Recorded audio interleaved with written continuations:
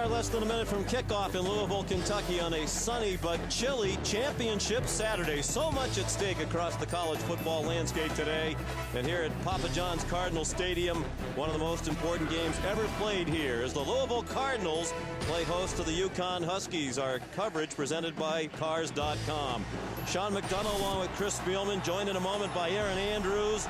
Louisville begins this championship Saturday tied with Rutgers for the lead in the Big East Conference. A Cardinal win today assures them of at least a share of the Big East Conference championship, but they're looking for much more than that today. Louisville needs to win today and needs a Rutgers loss tonight at West Virginia to give the Cards the automatic bid into a BCS bowl game, since Rutgers owns the tiebreaker by virtue of its win earlier this year over Louisville. And Chris, it's a likely scenario what Louisville needs today. They're a big favorite here, and Rutgers the underdog tonight in Morgantown. Well, the biggest thing they have to watch out for, Sean, is distractions. It's senior day. Everybody's excited, and it would make UConn season to knock off the Cardinals. Louisville won the toss and elected to receive, and Craig McDomino's kickoff for Connecticut goes out of bounds. Kickoff out of bounds, untouched by the receiving team. Ball will be placed at the 35-yard line. First down. Yeah, they don't need any help with field position. Believe me, this is a powerful offense. Connecticut shaky in many facets of the kicking game and off to a shaky start. Nothing shaky about Louisville's impact players. Brian Brom outstanding the last 2 weeks against South Florida and Pittsburgh. Has not been sacked in either one of those games. That's been a key. And Malik Jackson, their big playmaker on defense. 14 tackles for loss and a team-high 8 sacks. For Louisville defense that leads the nation in sacks. Brian Brom, the junior from right here in Louisville, wanted to come out throwing. Now takes it down and runs well into Connecticut territory and out of bounds at the 45-yard line. Run out by Ryan Hennigan. It's a gain of 20 for Brom, not known for his speed, but demonstrated plenty there. And he knows his vision right there. Nothing downfield to be able to tuck the ball and run. And here's where he's got Smarters heading for the sidelines. But Hennigan takes a shot when he can get a shot. Longest run of the season for Brom, 6'4", 225 pounds. And a handoff to Colby Smith. And he gets 5 to the 40. Let's give you the rest of the Louisville offense. Brought to you by Nivea for Men. They're second in the nation in total offense behind only Hawaii. And the big playmakers are on the outside. Mario Uridia and Harry Douglas, each with a chance to have a 1,000-yard season. Possible they could both get there today. That would be a first in Louisville history should it happen. They've never had two 1,000-yard receivers in the same year. Brom looks to run again. And he's near a first down at the 35-yard line. 5 more for Brom. For Connecticut defensively, last couple of years, one of the best in the nation. Not so this year against the tougher schedule. And the challenge will be in the secondary, where they are experienced against this terrific Louisville passing game. The onus particularly on Darius Butler and Tyvon Branch to hold up.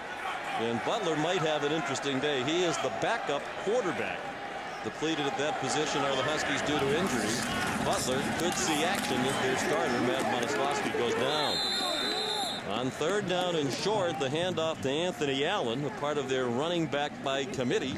He's a short yardage specialist, but he didn't get there. Yeah, he's got 10 touchdowns on a year. He knows how to pound it in. He was able just to sneak by the first down. In Connecticut, where they suffer on defense, Sean, 104th in the country in stopping the run. I look for Louisville to exploit the run, keep the game safe, then go ahead and hit the play action like they did the first 2 pass attempts, where they try to get one over the top. They did give them the forward progress to the 34 and a first down. What's up? Louisville on the move, 2 minutes into the ball game.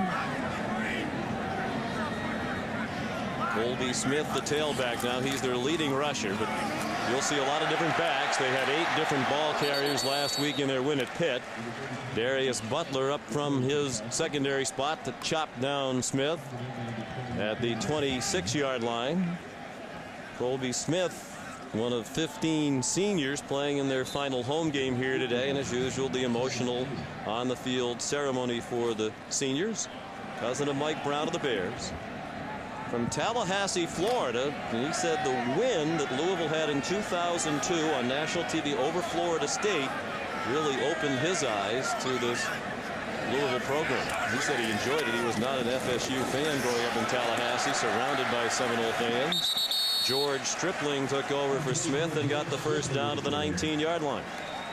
Well, again, Louisville's coming out and taking the physical punch right to UConn's defense, knowing that their weakness is stopping the run. And I'm looking at UConn, and the one thing I would do if I were making an adjustment right now, they have a 7-man front. They're playing 2 safeties deep. When you do that, you do not have an on-block player. And Louisville's offense is doing a great job of sustaining blocks throughout the whole play. They're not coming off of guys. Struggles against the run. They have been good against the pass. Connecticut with a veteran secondary. Their 4 starters, a combined 85 career starts. They stick with the run with Stripling. He got walloped, but a quality gain down near the 13-yard line where Lindsey Witten, a true freshman defensive end, belted him. Bobby Petrino with all running plays. They have called a couple of passes, but Brom took it down and ran with it on 2 occasions. So 7 rushes and no passes. Usually they're very balanced. Yeah, you look at it, and he has his brother Paul Petrino, the offensive coordinator, up in the booth with him. They give him about 3 plays, and Bobby makes the final decision, but there's no need to throw it unless you have to throw it. Brock Baldwin, who doubles as a fullback, was the lone back. Nice juggling catch made at the 7-yard line by the tight end, Gary Barnage. He's their 3rd leading receiver. That's his 25th catch of the year, the junior from Middleburg, Florida. It's a nice little option route, and I like the throw, and a great one-handed catch by Barnage, but the throw was delivered before Barnage came out of his cut, and you can see an experienced veteran football team and a team that's comfortable with its quarterback, knowing that the ball's going to be there as soon as they make the turn out of the cut. Brock Bolin remains the lone back, trying to get outside to the left, got back to the line and perhaps just a bit more before Tyvon Branch took him down inbounds. It'll be 2nd down and goal. Louisville 10-1. The 1 loss at Rutgers, and they blew a second-half lead in New Jersey. That's the only thing standing between them, Chris, and right now being number 2 in those BCS rankings and thinking about with a win today playing for a national championship. Man, you know, they are so balanced and talented, and the one thing this Louisville team has, maybe over the middle of the road Big East teams, is tremendous depth. You can see that at their running back position. Good fake by Brahmi as a man wide open. It's Harry Douglas, who didn't get into the end zone, and the ball came out. The Huskies say we have it. The officials appear to be marking Douglas down just shy of the goal line. Looked like MJ Estep, a senior playing in his last game in that Connecticut secondary, might have popped the ball out. Take a look. You be the judge. Harry Douglas, known to be a great run after catch guy. Right here, he's got to secure the football. He tries to sneak it out. That's a fumble. That ball's out. 11th play of the drive, and it's a touchdown for Anthony Allen.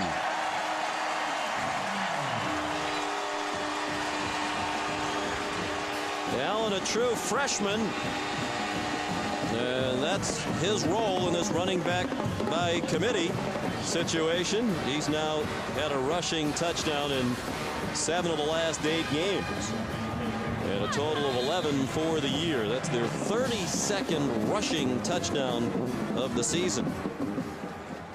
They're 5th in the country in that category. Art Carmody, one of the best kickers in the country, adds the extra point. An impressive opening drive. Louisville, with title aspirations, leads 7-0.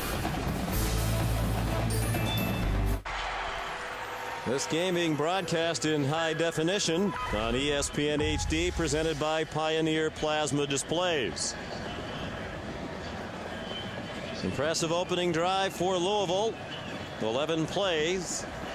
Took 5:18 off the clock. They had 5 different ball carriers, and 2 different receivers participate on that drive. 9 rushing plays out of the 11. They go 65 yards. Todd Flannery kicks off. Andre Dixon for Connecticut. Flags down. 3 flags thrown all in the same spot. There was some very obvious blocking infraction apparently. And They were thrown at the feet of Dane Mattingly, but he made the tackle rather. Yeah, Donald Thomas is down because there were some wedge busters. I mean, busting wedges, coming full speed, delivering some Cardinal beaks on him. Illegal block in the back by the receiving team, number 50. Penalty is half the distance to the goal from the spot of the foul. First down.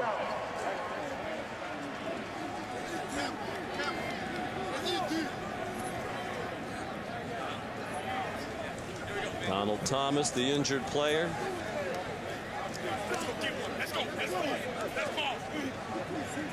During the TV timeout, Randy Edsall, the Connecticut coach, on the field arguing with the officials about this play. Was certainly close to be a fumble.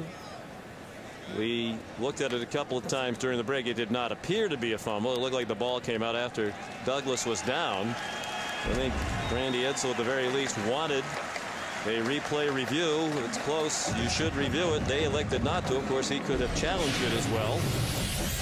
Impact players for Connecticut in recent weeks.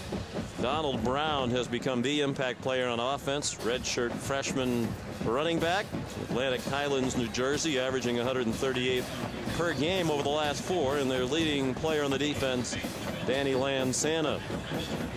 That certainly helps with the loss of their starting quarterback, E.J. Hernandez, and you're able to run the ball.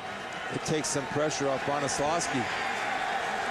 Matt Bonaslawski, fifth-year senior in his last game for Connecticut. Randy Edsall said he manages the game well, but needs to be more accurate. As you can see, just a 47% completion percentage. He was not the starting quarterback at the beginning of the year. DJ Hernandez was, but Hernandez ineffective early on to give Bonaslawski an opportunity, and now he's injured. Hernandez out with a wrist injury.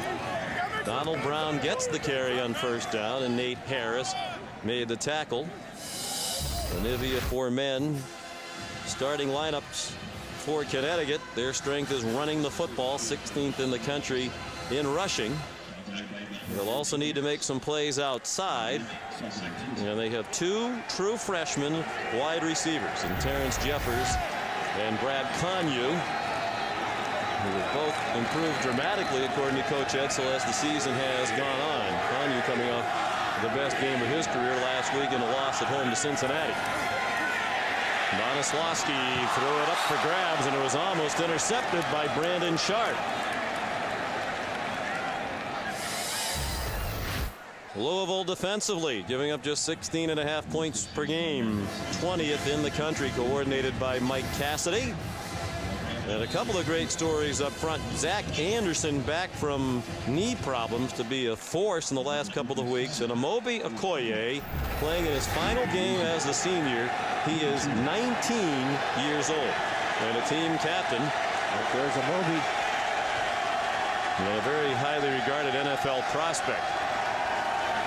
Third down for UConn, and Brown won't get to the first down marker. Stuffed shy of the 15-yard line. He needed the 16. Okoye in on the stop with Zach Anderson. And Connecticut will punt. There were high school playoff games in this stadium the last couple of days, and we visited with Okoye yesterday. He said his teammates at Louisville were teasing him that he should be out on this field playing in the high school playoff games. And here he is, 19 years old, when some are still in high school, when he's going to graduate from college later this month in 3.5 years. Yeah, one of his big improvements has been a loss of weight. He told us yesterday he's weighing about 290, and that's improved his get off and getting on the ball. Nice punt by Chris Pavasaris. Jawan Spillman can't get it. The Huskies have it, and have it in the end zone. Terry Baltimore scooped it up and ran it in after Jawan Spillman had all kinds of problems. Robert McLean down there to put the hit on. And Connecticut, which is going to need a couple of breaks if they're going to be competitive here today, gets a huge one on the fumble by Spillman, the strip by McLean, and the touchdown by Baltimore. And Baltimore did a good job of scooping and scoring. Not worrying about just falling, but needing a big play. Connecticut recovered the kick at the 8-yard line. First down. The play is under review. It was a 78-yard punt. Really very little breeze in the stadium here today. It was a windy day. This part of the country affected by the weather that hit a lot of the United States over the last couple of days. Now I wonder what the review, is it a muffed punt? Because no, he picked it up and ran with it and then fumbled. This is not a muff. This should be a touchdown. Yeah, he secured the football and was able to turn his shoulders around where he took the hit. Didn't let the ball go. Dennis Hannigan is the referee leading this Big East officiating crew. They'll spot the ball at the 8-yard line.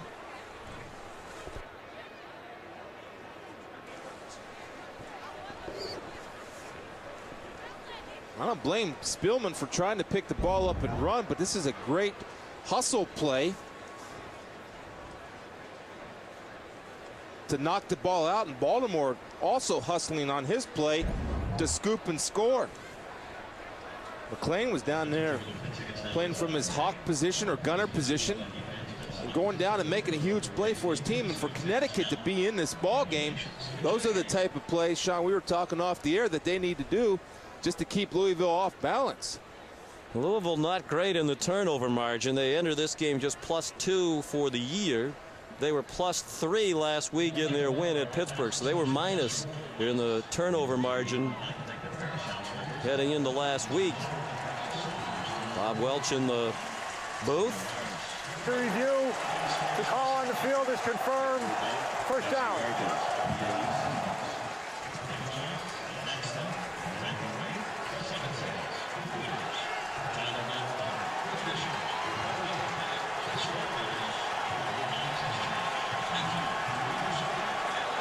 Checking with the booth to see why that was not a touchdown, because the ball was clearly secured and the runner was running the football. Fumbled it. UConn picked it up and scored, and the booth will give us an answer. Well, instead of a touchdown, it's first and goal for Connecticut. Bonaslawski, the quarterback, deafening noise from the sellout crowd here. There are a few no-shows on this very chilly afternoon. Temperature not expected to get out of the high 30s. Donald Brown, the ball carrier. Zach Anderson chopped him down. There is a flag on the play. Prior to the snap, false start, number 46 on the offense. 5-yard penalty, remains first down. The tight end Dan Murray, veteran, guilty of the early movement. And that's a rarity for Connecticut.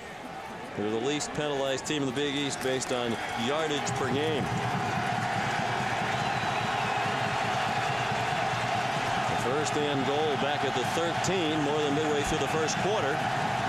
Louisville leading 7-0. It looked like Connecticut had tied it. Donald Brown turned the corner but didn't get very far once he did. Zach Anderson again. Well, the replay official deemed that was a muff, not control of the ball and then a fumble. Then they're watching a different ball game than I'm watching, because clearly Juwan Spielman picked the ball up, was able to turn his feet and start taking the ball up the field. When McClain made the hit,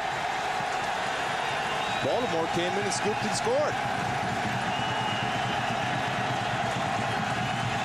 It's been that kind of a year for Connecticut. Battled injuries. They've lost some close ball games. They haven't had much go their way. They need a lot to go their way. And the ball ruled out of bounds at the 4-yard line after the catch by Brandon Young. 7-yard gain. It'll be third down and goal from the 4. Randy Edsel says we're down 17 bodies from what we should have here today. 11 injuries. And he said 6 players, in his words, dismissed themselves. We have rules and regulations. They violated the rules. They knew if they did so, they would be dismissed. That happened earlier in the year. But they are down bodies. They don't even have the full complement on their travel roster. Brought only 58 players here today, only 1 healthy quarterback. Third down and goal. Bonaslawski under duress. Now has time and flips to the end zone, and it is incomplete. Intended for Brandon Young and broken up by William Gay, one of the best cornerbacks in the Big East. And William Gay did a nice job of not interfering yet, having the ability to come over top of Brandon Young and knocking the ball out here. You see Bonaslawski right here is kind of throwing him a nice little softball. If he would have fired that in there a little bit low, then Gay would have had to go through him to get the ball out as opposed to going over the top. It was great timing, though, by William Gay. They've had a lot of problems in the field goal area. UConn as a team this season just 6 out of 14. They've used 3 different field goal kickers. This is Tony Cherovino, and it is good. Just the second field goal attempt of his career. He's now 2 for 2. He made a 29-yarder against West Virginia. 7-3 Louisville. So Connecticut on the board after the field goal. And Craig Vicdomino will kick off. His first kickoff went out of bounds. Juwan Spillman, who had the problem with the punt a moment ago, back deep with Trent Guy. Guy's a dangerous return man. He brought a punt back for a score and then went over West Virginia. That was a big play in that game. And Guy gets to the 23. Here's Aaron Andrews. Well, Sean, obviously you and Chris mentioned a very emotional day here. Bobby Petrino's first recruiting class. 15 of those seniors playing their last game today. Now, one of the players that got maybe the biggest applause and cheers for one more year was, of course, Michael Bush, who broke his leg in the very first game. Obviously been standing on the sidelines ever since his injury. Now, Bobby Petrino telling me before the game he will have Bush speak with NFL GMs this coming week to find out where he stands with everything. But guys, you heard it. He is still swimming right now, not running, still walking with a noticeable limp. So it'll be very interesting to see if he applies for that medical red shirt or stays, or leaves, I'm sorry. All right, thank you, Aaron. There is an injured player. Deontay Taylor being tended to by the Louisville medical staff.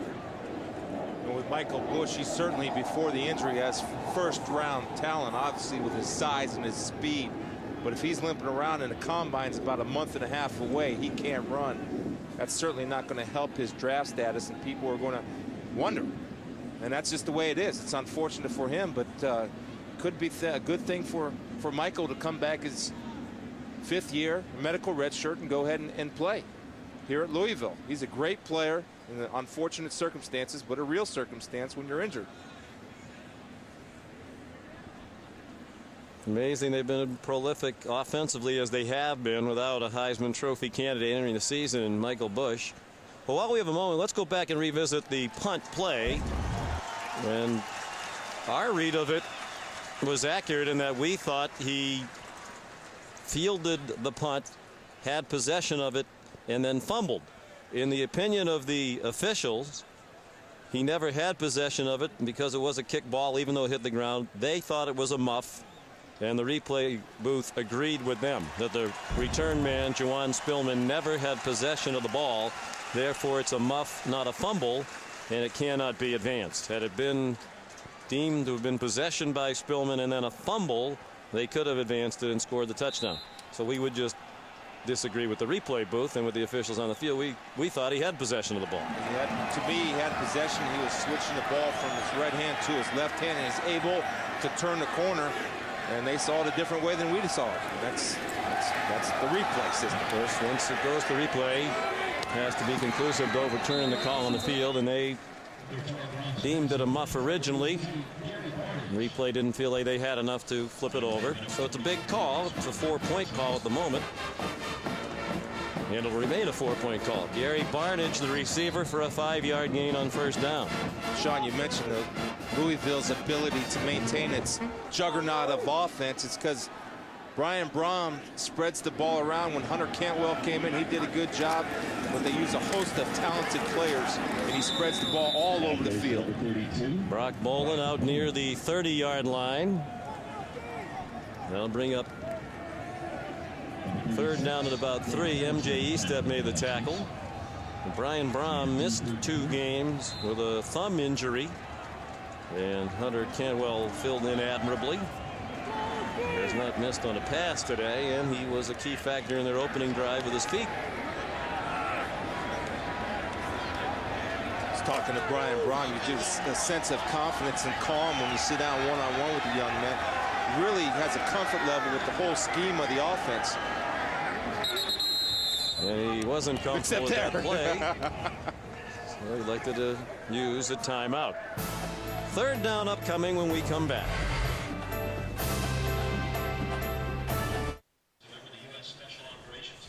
(7-3) Louisville, more than midway through the first quarter. This is a big part of championship weekend. It continues on ABC and ESPN at 4:30 Eastern on ABC. Second-ranked USC trying to punch their ticket into the BCS championship game. Most believe that'll happen if they beat their rival UCLA. And at 7:45 Eastern on ESPN tonight, Rutgers in control of its own destiny to try to earn the BCS bowl berth out of the Big East and secure at least a tie for the conference championship. If Rutgers wins tonight, they're in a BCS bowl game and they take on West Virginia. Third down and 3, Louisville. A deep ball, and it is caught, and a flag down. Harry Douglas, the adjustment to the ball. Darius Butler had the coverage. Flag down, the catch made at the 37-yard line. Well, that's trust. And you see Harry Douglas, the leading receiver on his football team, is just going on a takeoff. Butler does have good position. Pass interference, number 25 on the defense. That penalty is declined. First down. But Douglas goes up and makes the good adjustments with his hips and catches the ball at the highest point, and that's trust. Trust between two veterans making something happen. And how about the call on 3rd and 3? Let's go deep. It looked like Douglas had got away with a little push on the hip of Darius Butler. They misidentified. The player was 28. Butler had the coverage and was guilty of the penalty. Brom throws through the hands of his intended receiver, Jawan Spillman. Well, 2 Big East games today. It's been a season full of them.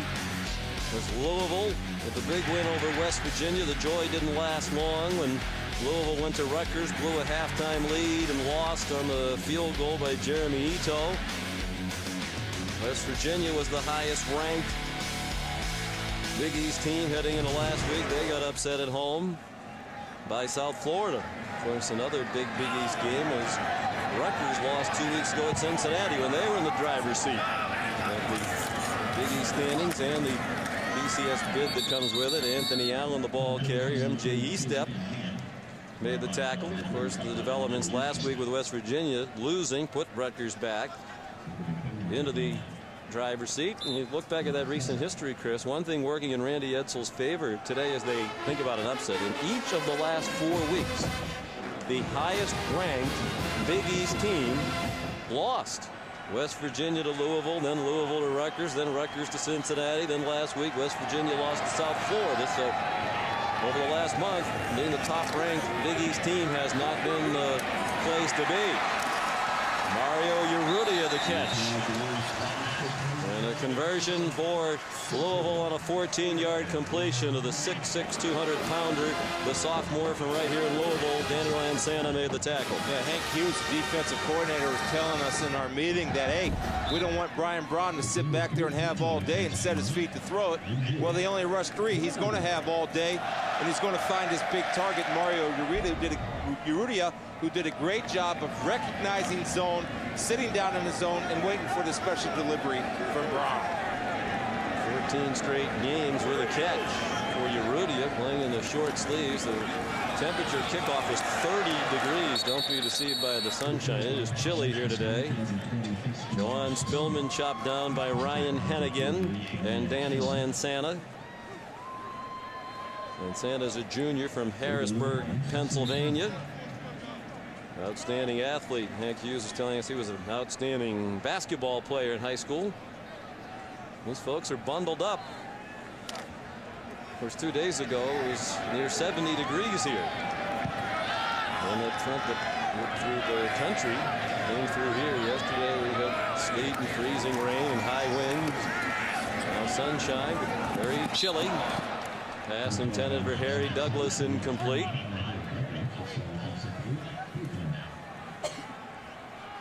Huge third down, obviously, for UConn right here. Louisville's very good at scoring points in the red zone via field goal or through the air. But Louisville has to get some stops on third down. And we'll see right here if they make the decision to pressure Brian Braun and not let him sit back there set his feet and hurt you. Louisville 4 out of 4 on third down today. Brom throws, and it's batted down. Well defended along the near sideline by Tyvon Branch, the junior from Cicero, New York, just outside Syracuse, and a veteran making his 18th career start today. You see Barnett here at 6'6" is a nice target. Look at the size difference, but Tyvon Branch uses his quickness and comes with the long left arm, keeping the right arm from hooking the waist of Barnett. Outstanding coverage by Branch. Carmody trying a 37-yard field goal. He is tremendous. 86% for his career, and 45 field goals made now. A career record here at the University of Louisville. He's the all-time leading scorer here already. Sean McDonough along with Chris Spielman. A lot of pressure on Louisville today in Connecticut. As Bobby Petrino said, when you watch them play, they play hard every game. They tend to be in every game. They can't take it for granted. Well, the thing I wanted to see from Louisville, and I'm seeing it, that they're coming out here with enthusiasm, some punch. They realize they're not getting distracted by senior day or any of that other stuff. They have a mission to accomplish, and that's at least a share of the Big East championship, and they're playing like it. It really is the next step for this Louisville program, a trip to a BCS bowl game. They clearly have helped lift the profile of the Big East, but they're a rival in this conference. If they win today, they will clinch at least a tie for the Big East. As we mentioned, Rutgers in control of its destiny with an eye on the BCS bid out of the Big East because they won head-to-head against Louisville. So both teams win today. Rutgers would go to the BCS bowl game, and that would be a precipitous drop for Louisville. They would likely fall from a BCS bowl game to the Sun Bowl, where they would take on Oregon State. Andre Dixon popped down at the 19-yard line off the Todd Flannery kickoff. Moselle Axon delivered the big hit on kickoff coverage. One thing Connecticut has to do now is establish a little bit of something, at least a threat throwing the ball. Louisville's going to stack that line of scrimmage, and they're going to play people close to the line of scrimmage, and you want to get Donald Brown off early. You need to throw the ball to spread Louisville out a little bit. Randy Edsall's in his 8th year as Connecticut coach. This will be back-to-back losing seasons. In 04, they won the Motor City Bowl, a rousing win over Toledo. They're still a newcomer to Division 1A football. Terrence Jeffers the catch, one of those true freshman wideouts, and they do make a play in the pass game. It appears to be a first down near the 29-yard line. Brandon Sharp in coverage. Yeah, Louisville came with a corner blitz right there, and that was good recognition by Bones, as he likes to go by. Seeing the corner blitz, safety one-on-one with Jeffers. Jeffers beats him on the outcut. Right there, you see Gay coming from his corner position on a blitz, picked up nicely by Brown. And Bones just kind of hangs in that pocket, know he's going to get hit, waiting for Jeffers to make his cut and deliver the strike. So Zach Anderson put the hit on Bonaslawski. Anderson has been a force in recent weeks up front, and he's been all over the field here in the first quarter. Chains all the way across for the measurement. It's a first down for Connecticut. Mike Cassidy was telling us that Zach Anderson, what he brings is kind of some speed, yet some size. You got Peanut Whitehead on the other defensive end. A little light in the pants at 245, but Zach Anderson at 265 has the same type of speed off his pass rush, but obviously a little bit more stout. Anderson, a junior college transfer, played 2 years at East Mississippi Junior College. Donald Brown up the middle. Gain of 4 to the 33-yard line, where Amobi Okoye made the tackle, the 19-year-old. Family from Nigeria. They came to this country when Okoye was about 12 years old. His mom was an elementary school principal back in Nigeria. He used to go to school with her when he was 2.5 years old. He'd go sit in the classes of some of his older siblings. He said, I started to learn things. So he was always ahead of the curve. When he got to Huntsville and was 12, he tested well enough to be in high school classes. The ball carrier, Donald Brown, and Okoye right on cue made the tackle. How about what he told us yesterday? He said, I was 12. I thought I could handle 9th grade. They said, we'll give you 2 weeks to be in 9th grade, and if it doesn't work out, we're going to send you back to middle school. There he is with his family on the field before the game. His dad owns a medical supply business in the Huntsville area. His mom's gotten out of education, is now in nursing school. Okoye said, after a couple weeks, I realized the biology was too easy for me, and in a couple other classes, I was telling the teacher things that maybe they could be doing. They realized that, hey, maybe they should move him ahead another year or two. He signed with Louisville when he was 15, played here when he was 16. The pass on 3rd down intended for Terrence Jeffers over his head. Well, he had Terrence Jeffers open up in the flat. And just to go back to Okoye's second, it's amazing, you know, he's just such a smart, bright, intelligent young man, and his body grew with his brain. Yeah, 15 years old to play, getting recruited by a Division I program is just amazing. Really a nice, young, engaging man. He was impressive. The team captain. Look out. Here comes the rush. Papasaris just did get it off. Trent Guy back there this time, and he makes the fair catch at the 24. We talked about the improvement of Okoye this year. We asked Mike Cassidy about it. He said, hey, he's 19. He is still physically developing. And he's just becoming a man now as a senior. As I mentioned earlier, he dropped about 15 pounds, Sean. And I asked him why, and he told me the reason was he knew that he was going to have to play a lot more this year. And what he did was he stopped eating after 8 o'clock. And that's hard to do for a college kid because they just get going with their chow time at 8 o'clock. He stopped eating. He's playing about 290 and playing well all year. So he tries to drink a lot of water to avoid being hungry late at night. Brom throws, and it's a completion of the 42 to Harry Douglas. Just 5'11", 170 pounds, the junior from Jonesboro, Georgia.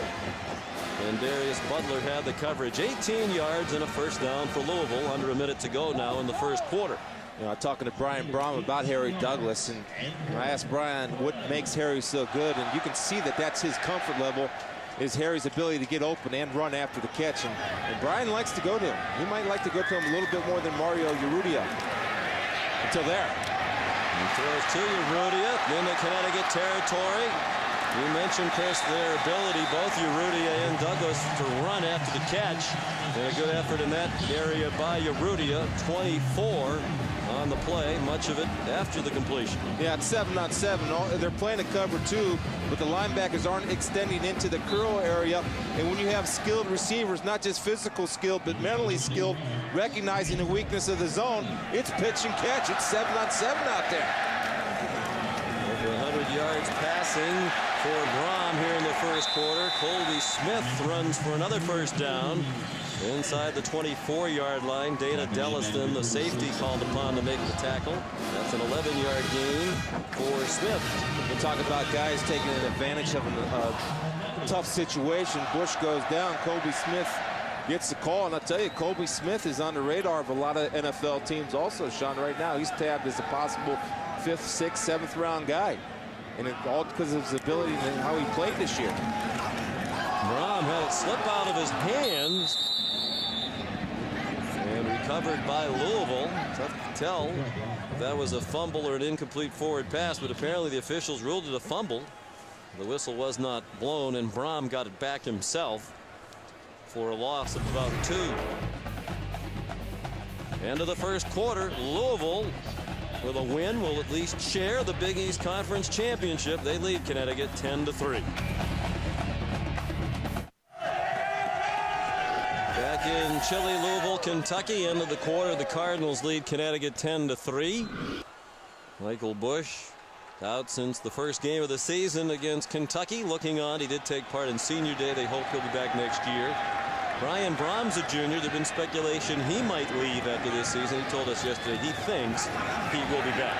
Hasn't made that decision completely, but he sounded pretty certain he'll be back for his senior year.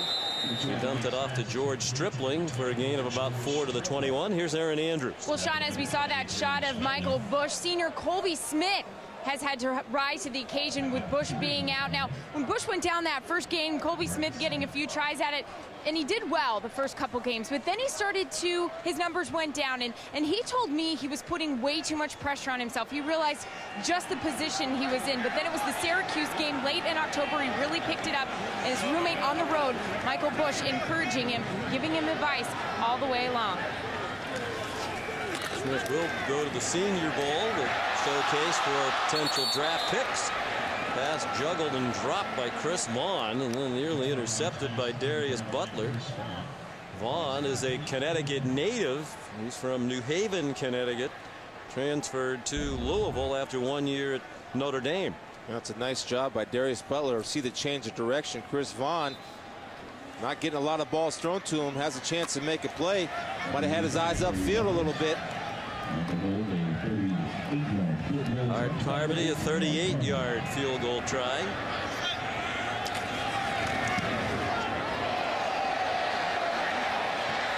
Oh my goodness, he missed.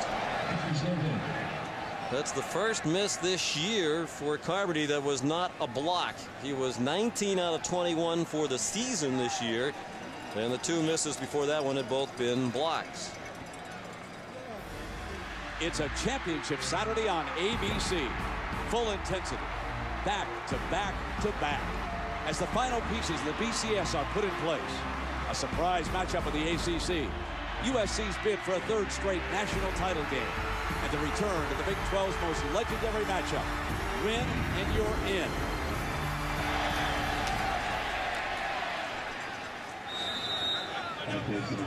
Donald Brown, the carry out to the 26-yard line. Sean, it's amazing that Donald Brown has been able to run like he has the past few ball games. Connecticut offensively has started 9 different combinations as the offensive line, and it's a credit to the coaches and Randy Edsall for getting these guys to open up holes for a powerful freshman in Donald Brown. Excellent back. Terry Cawley, the senior. And in his final game, he's had an injury-filled career, being the leading freshman running back in the country back in 2002. Bonaslawski in trouble, escapes for the moment, now gets rid of it, and it's broken up just beyond the first down marker. Good work by Rod Council, the backup defensive back, to knock it away from Terrence Jeffers. McCauley did a good job of picking up the blitz, and Bonaslawski does a great job avoiding the sack and actually delivers a catchable ball to Council. Again, perfect timing. You see how that left arm, he secures the tackle with his right and brings that left arm across the body and starts raking at the ball to knock her out. And he did just that, knocked her out. Council missed time earlier in the year with a broken ankle. Connecticut looking for its first third down conversion of the day. It's been a struggle for them all year. 5-man rush. And Bonaslawski goes down back at the 11-yard line. Latarius Thomas, the blitzing safety, got there, and it's a big loss, 15 yards. That's what Mike Cassidy can do. He can draw them up in the dirt with the best of them. You go here, I go there, you go there. And it puts a lot of pressure on the offense because you never know where they're coming from. Latarius Thomas comes from the corner on the outside.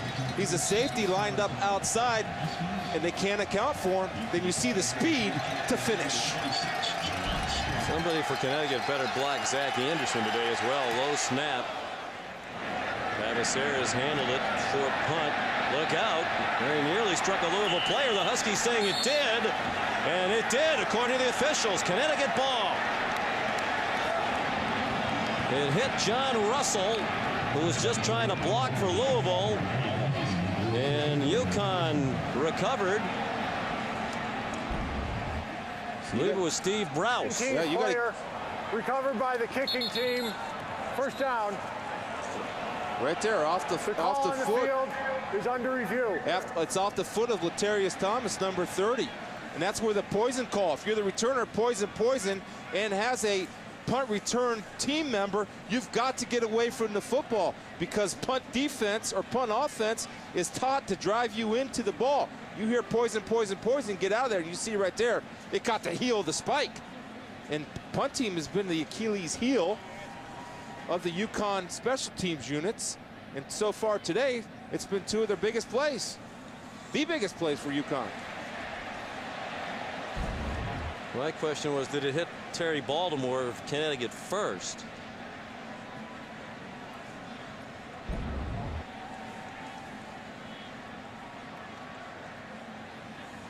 Looked like he jumped over the ball. Does it hit him on the way back, though? Well, it doesn't matter once it hit. Yeah. See, Latarius Thomas. that's, you know, and that would be, you can't tell if it hits. No, doesn't Baltimore. look like it hit him. I don't think it hit him in either direction. That's a lack of communication on punt return for Louisville. You got to get those guys away from that football. And you see right there, yeah, Lance Santa pushes Thomas into the ball. That's what you're taught to do. Well, we didn't hear an announcement from Dennis Hennigan, but the play is going to stand as called. So a couple of breakdowns in the punt game for Louisville.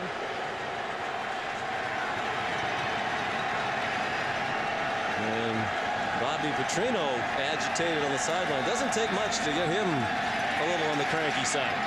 Bronislawski throws and has the tight end Dan Murray, and now the ball's out and Louisville takes it back.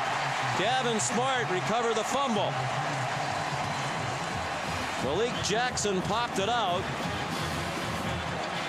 Randy Edsel saying, Dan Murray, how can this be? We just got a break and you give it right back to them. Watch Malik with the wraparound.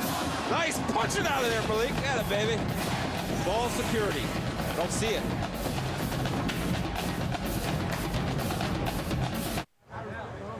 Well, we talked to the impact players about Malik Jackson making all kinds of big plays, and here's another impact play, his second forced fumble of the season. Sean McDonough, Chris Spielman, and Aaron Andrews. Louisville dominating statistically.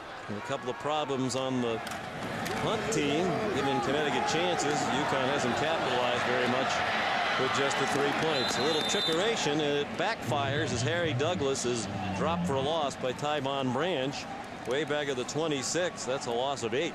Yeah, I understand why you do that, because Douglas is a big-time playmaker. But when you've established a line of scrimmage and you're winning those physical battles, I don't think there was a need for the reverse at that particular time. UConn's defense, even though they're 104th against the rush, they do play hard. Of course, we've played some teams that are among the best in the country in rushing the ball, most notably West Virginia. Pass out in the flat, some poor tackling, and Colby Smith took advantage of it for additional yardage out to the 33 before he finally went out of bounds. 7 yards on the gain, and Ernest Cole, who is the Connecticut nickelback, slow to get up, senior from Upper Marlboro, Maryland. Two things that Ernest needs to lead: keep your head up, see what you hit what you see, do not duck your head, and you're also have those arms, go ahead and wrap up with those arms. But as soon as you duck your head, bad things happen, man. Bad things. Watch here. See the head go down? That's yucky. Don't like it. It's dangerous. Colby Smith, again, showing his versatility, catching the ball and running with power. And I'm just glad Ernest Cole's okay. Yeah. You put your head down, Sean, you're in a vulnerable position. I've seen it too many times. I hate it. Head up. You would think by this stage in his career, seniors played a lot too, he'd be a better tackling technician than that. Let me tell you why. It's against human nature to see what you hit. It's against human nature to put your eyeballs through somebody's face mask. Human nature tells you to duck your head.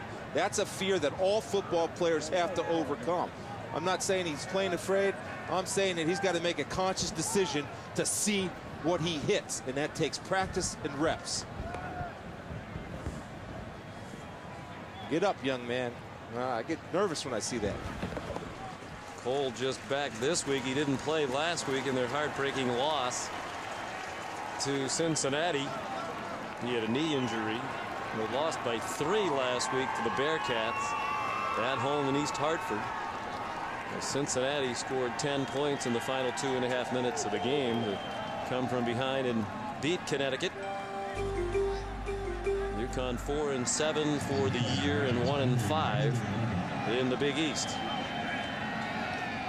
This is pull off a huge upset today. They're about a 4-touchdown underdog. Yeah, and it would make their season. I mean, you don't have much of the season but it would make their season if they could knock Louisville off. Trying to do it in Louisville, where the Cardinals have won 17 straight home games, second longest home winning streak active in the nation. And a man wide open. Harry Douglas, touchdown Louisville, 67 yards.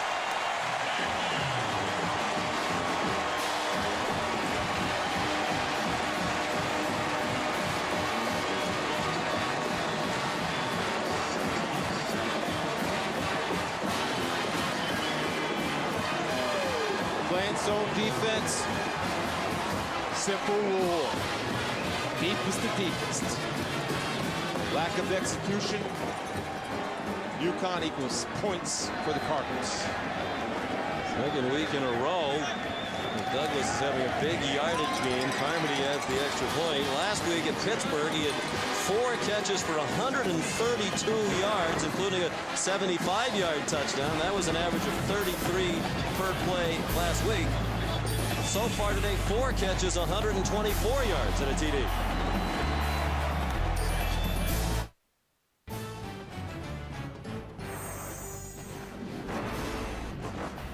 ESPN's college football is presented by Cars.com. Find the right car for you. Cars.com. And in part by Mercedes-Benz, located on the web at nbusa.com.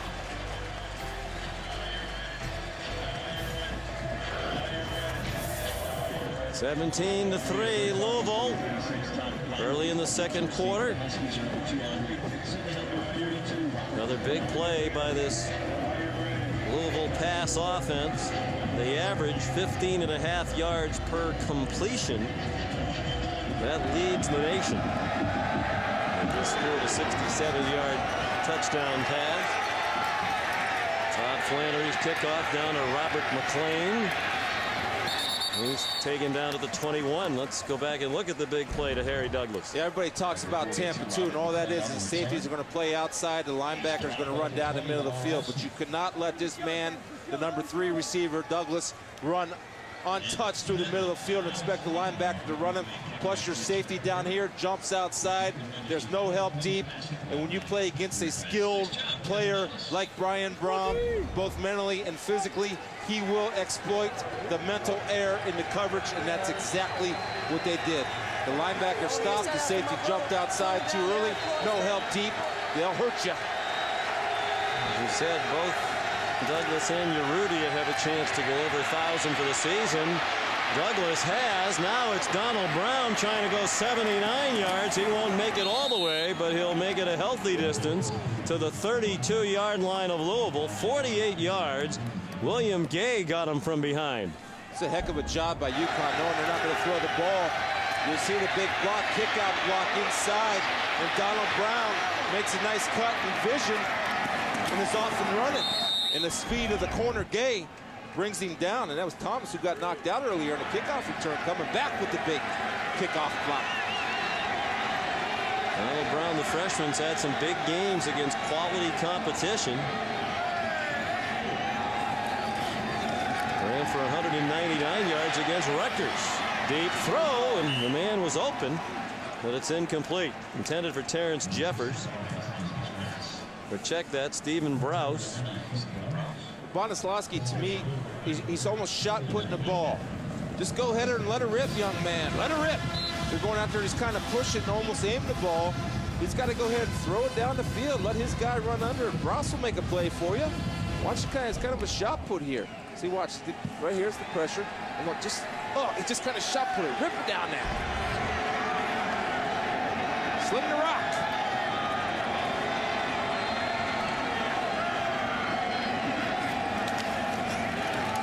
On a draw, it's Brown again. Breaks through some ankle tackles and has another first down. Out of bounds at the 16-yard line. Tackled by Brandon Sharp. Brown followed up that game at Rutgers. A lot of friends and family in attendance. He's from about 20 miles from the Rutgers campus. With a 205-yard game on 43 carries against Pittsburgh. Those 2 games are part of the last 4 totals, which he's rushed for an average of 138 per game, over 5 yards per carry. Rob Ambrose, the offensive coordinator, talking about how incredibly strong he is. And we've seen examples of that power. There he is again up the middle and down to the 10-yard line. 6 more. It'll be 2nd down and 4. 9 carries, 92 yards for Brown. Yeah, what's happening is Louisville's trying to bring some type of pressure from the outside, but they aren't covering the inside gaps, and UConn is just exploiting it, getting a man advantage by pulling Donald Thomas, and Brown is just following the big fella, number 55. On the verge of his 4th 100-yard game of the season. He also went over 100 in the season opener against the University of Rhode Island, a big Connecticut win. And he powers down near the goal line, down to the 1 where Amobi Okoye made the tackle. With Connecticut looking to get a touchdown and get right back into this one. That does get Brown over 100 to 101 on just 10 carries. He ran through Amobi Okoye right there. Sean Amobi got him down, but after he ran through him, Omobi's got to get his head across his body. And Donald Brown, you're right, the strength is evident in his power running. Lou Allen comes in now to the goal line. Extra effort, and he gets in. Touchdown for Lou Allen, the sophomore from Salem, Connecticut. His 5th touchdown of the season. And the Huskies get right back into the ball game. Down by 8 with the extra point to come for Coach Edsall. Yeah, nice counter punch by Connecticut, huh? Taking it and saying, okay, guess what? We're going to shove it down your throat, and there's nothing you can do about it, Louisville. And that's exactly what they did. Tony Cherovino to attempt the extra point. They've missed 3 extra points as a team this season. That one's good. That's as many as the rest of the Big East has missed combined. That one looked to be tipped by William Gay and still got up and through. 9 minutes to go in the half.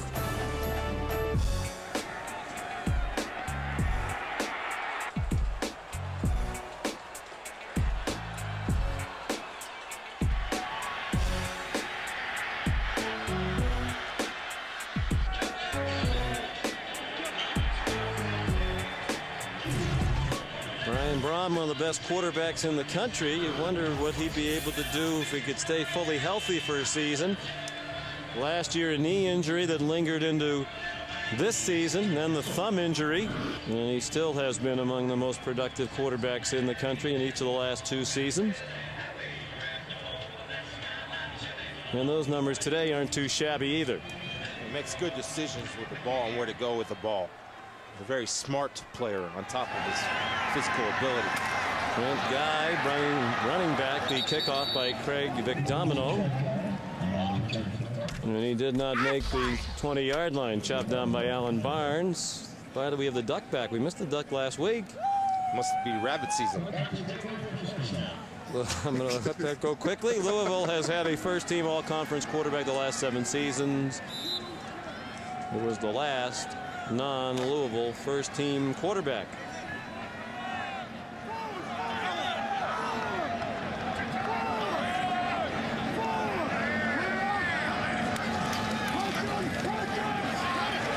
Brom comes out throwing, and it is juggled and still caught with flags down. Gary Barnage, the tight end, the 33-yard catch, despite the interference from MJE Step. It's the same thing, no matter if it's Douglas or Barnage. If you do not hinder the inside receivers released down the middle of the Pass field. Interference, number 35 on the defense. The penalty is declined. First down. You have no shot. We just stretch the field. He's running straight down the field, untouched. And you can see where the interference comes with the right arm and the hook.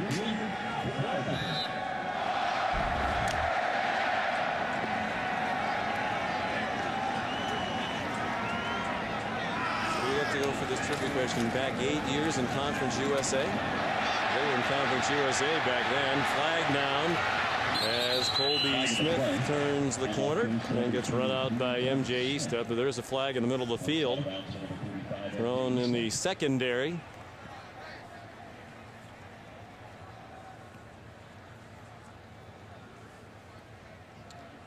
Coming late, usually behind the play, and the one thing as an offensive lineman, which you do not want to do, or anybody on offensive for that matter. Holding, number 85 on the offense. 10-yard penalty from the spot of the foul. Repeat first down. Is block or hold behind the play. Well, do you want to guess? Go back 8 years, Conference USA. Louisville back then was in Conference USA. I don't know. Last time they did not have their conference's first team all-conference QB. Sean King, those terrific Tulane teams of the late 1990s under Tommy Bowden.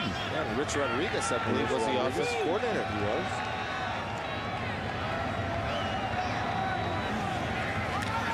Here's Brom. Flush from the pocket. Well, he's feeling it with the legs today. Dives forward very near the first down inside the 39 where he met Darius Butler. 11-yard gain for Brom. Again, it's recognition. Everybody's dropping off in zone and they're so deep. And you see Brian Brom is a pretty good athlete and actually delivers the blow on Butler. I doubt the Connecticut coaches spent much time this week saying, hey, you have to be really careful about Brom taking it down and running out of the pocket. 35 yards. That would be a career. Second down and 1. George Stripling. There's enough, it appears, for the first down. He lunged across that yellow line. Danny Lansana made the tackle. First down, Louisville.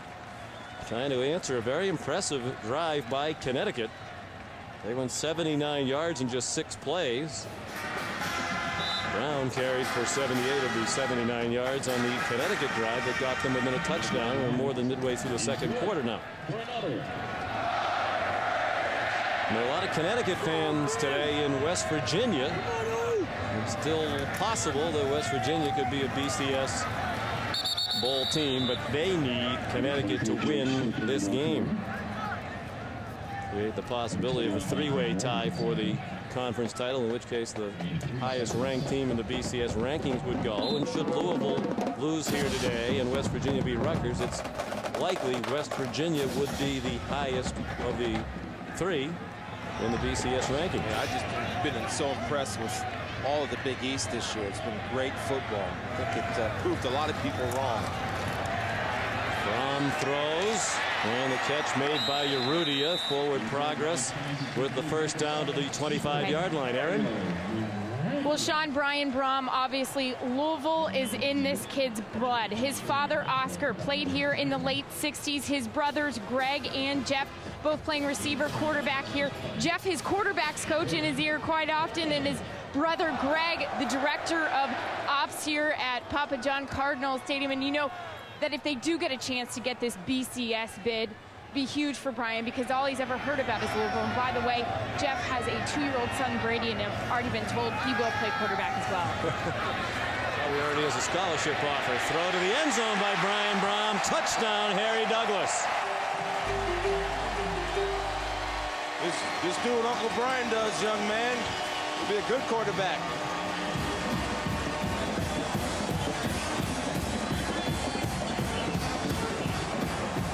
Patience. Allowing your playmaker to get open. Then there's the touch pass. He can zip it, he can touch it, he can do what he wants with it. Touchdown. 25-yarder. Go with the 67-yarder moments ago for Douglas. 5 catches, 149 yards receiving, and 2 scores for Douglas. And Carmody adds the extra point. Brian Brom takes the Cardinals 82 yards on just 7 plays and needed only 2 minutes and 51 seconds to do it. They lead by 2 touchdowns.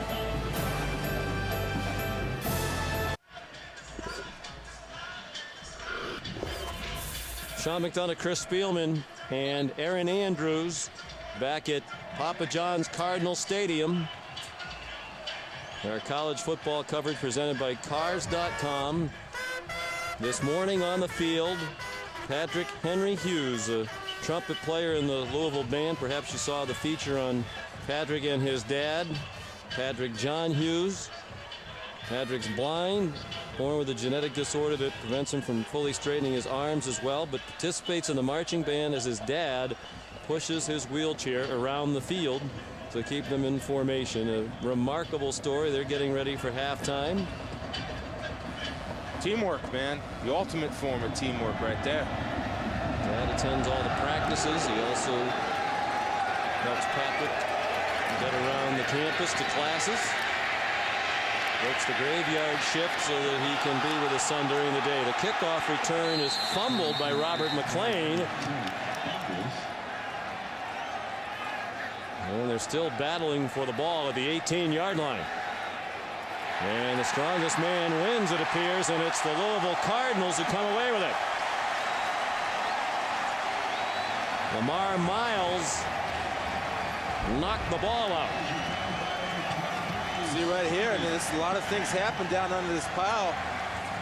You can see he does have the ball secured. Then it's a fight. Yeah, Stephen Garr, I believe, is the guy that comes out with the number 23. But if you review this, He's under review. and watch, the ball is in his possession right there. And he's down. And you see Stephen Garr coming in. Yes, Stephen Garr comes in and rips it out, and that's part of the deal, one of those piles. And with the instant replay, you can see that Connecticut should maintain the football.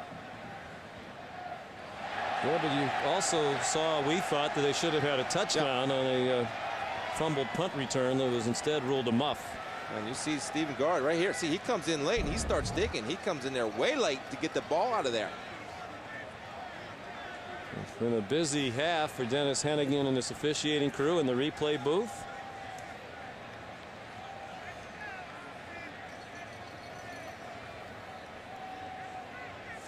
We spoke with Randy Edsall, who's already played Rutgers and West Virginia. He said, who do you think is the best team in the Big East?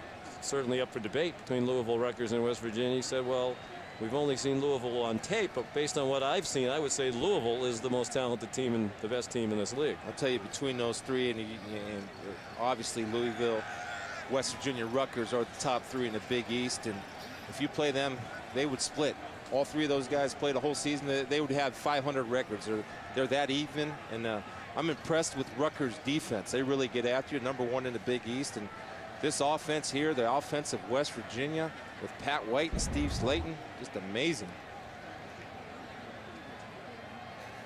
Right there's the ball. The ball is out, and there's the recovery by Connecticut. And he had it. You know, and he's down because the officials didn't blow the whistle. They allowed it to continue and gave Louisville the opportunity to rip it away. After review, there's indisputable video evidence the number 42 of Connecticut had possession of the ball on the ground. First down. I knew we were going to get one right sooner or later, partner. So Robert McLean, he's been in the mix of all these little special team incidents, but he was able to control the football and get it. You got to hold on to it for your dear life, though. There's a lot of things that happen. A lot of bad things happen in that pile sometimes.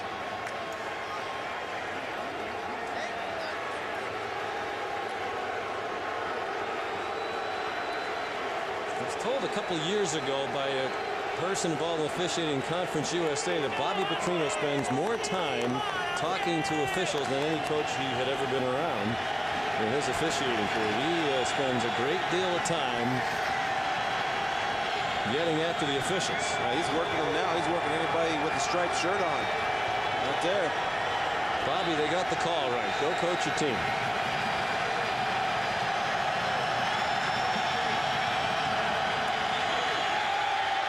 On the reverse, Brad Conyu, who was a track athlete in high school and is going to someday run track at Connecticut.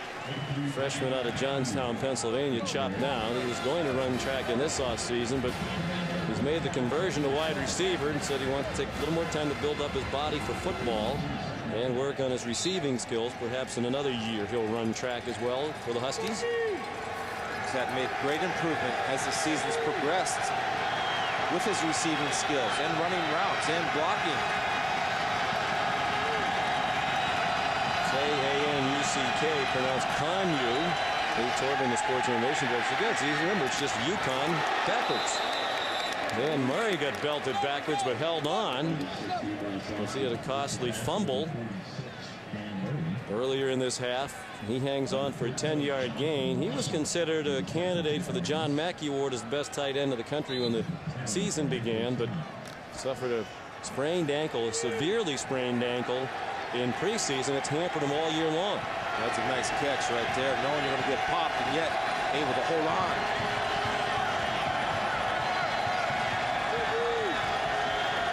Under 5 minutes to go till halftime. UConn back to the ground. the middle. 9. That's about his average per carry so far. Let's check in with Chris Fowler back in the studio. Sean, thanks. A potential opponent for the Big East champ in a BCS bowl game, the champions of the ACC. It's Georgia Tech in the blue unis today on 3rd and goal. They look for Calvin Johnson. The ball misfires. They settle for a field goal. Early lead over Wake Forest on ABC. Just give it to him. Got a long handoff to the big fella. He'll score. 2nd and 1 here. There are representatives of the Orange Bowl here at Papa John Cardinal Stadium today. Possibility that Louisville win. Rutgers lose tonight. Louisville would go to the Orange Bowl to meet the winner of that ACC championship game. Bonaslawski's pass out of bounds, incomplete. It'll be 3rd down and 1. You like the call, the confidence of UConn right there to take a shot deep on your so-called waist down, but their ability and confidence to run the football right at Louisville. They'll go ahead and pound this one. You have Donald Brown out of there. They actually Lou Allen in there.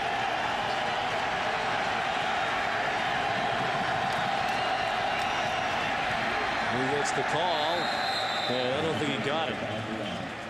Randy Edsall played at Syracuse, coached at Syracuse under Frank Maloney and then Dick McPherson.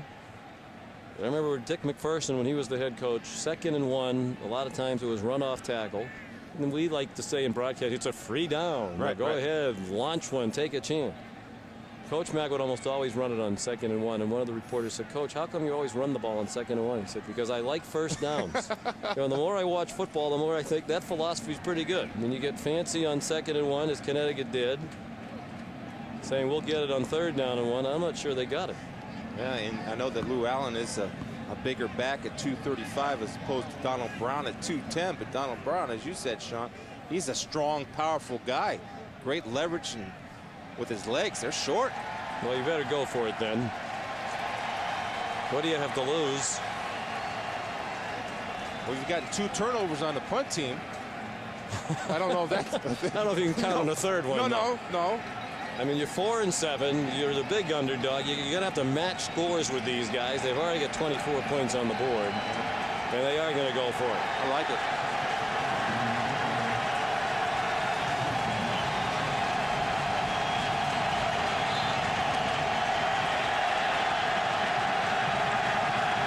Donald Brown back in at tailback.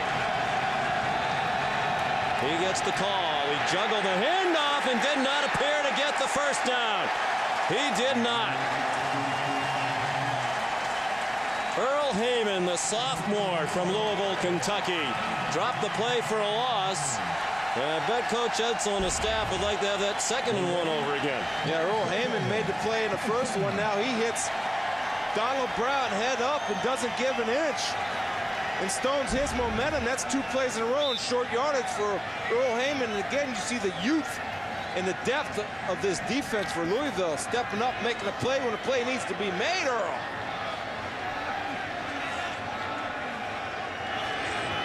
It's the end zone shot right here now. Hand off to Colby Smith. Ahead for a couple. Here's Chris Fowler.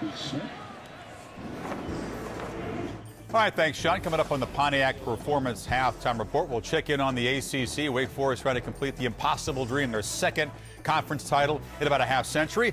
Plus, Lee Corso and Kirk Herbstreit will join me with predictions, and there is disagreement, maybe not on this one. Can USC survive and advance to the championship game? And what about the collision of Big Reds, the Cornhuskers and the Sooners in the Big 12? All coming up at halftime.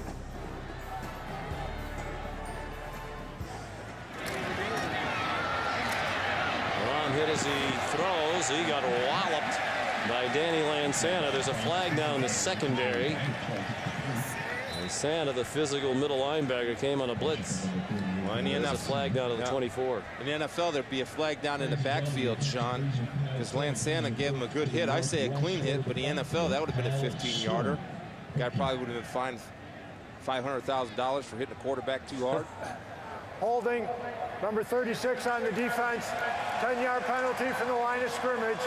First down. Dana Delliston, a safety. Called for the penalty. Watch right here. You'll see Lansana come and watch the hit that Brown will take. See that? That would have been that's right there, $10,000. Defensive line, 15-yard penalty. It was a good hit, good toughness by Brom, hanging in there, waiting for the last second to get the ball out. And Senna launched himself nicely into Brom. First and 10 at the Connecticut 27-yard line. Short drop by Brom, and the pass caught by Urrutia.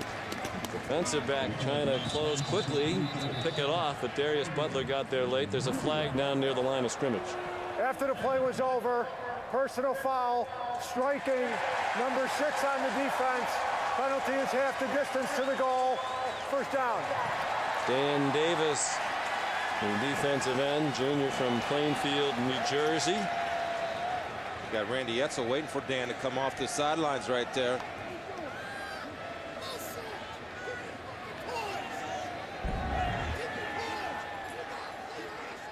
So he's getting handled pretty well, and he gives him the old head slap. Right there, that's a good job by. Right in the bottom of the screen there, head slap to Marcel Benson. Coach Etzel wasn't pleased with that. Well, they've had a chance to be much closer in this game than they are. And capitalize on some Louisville mistakes, and they've made too many of their own. Anthony Allen slices down inside the 10 to the 6, where Dante Moore made the stop.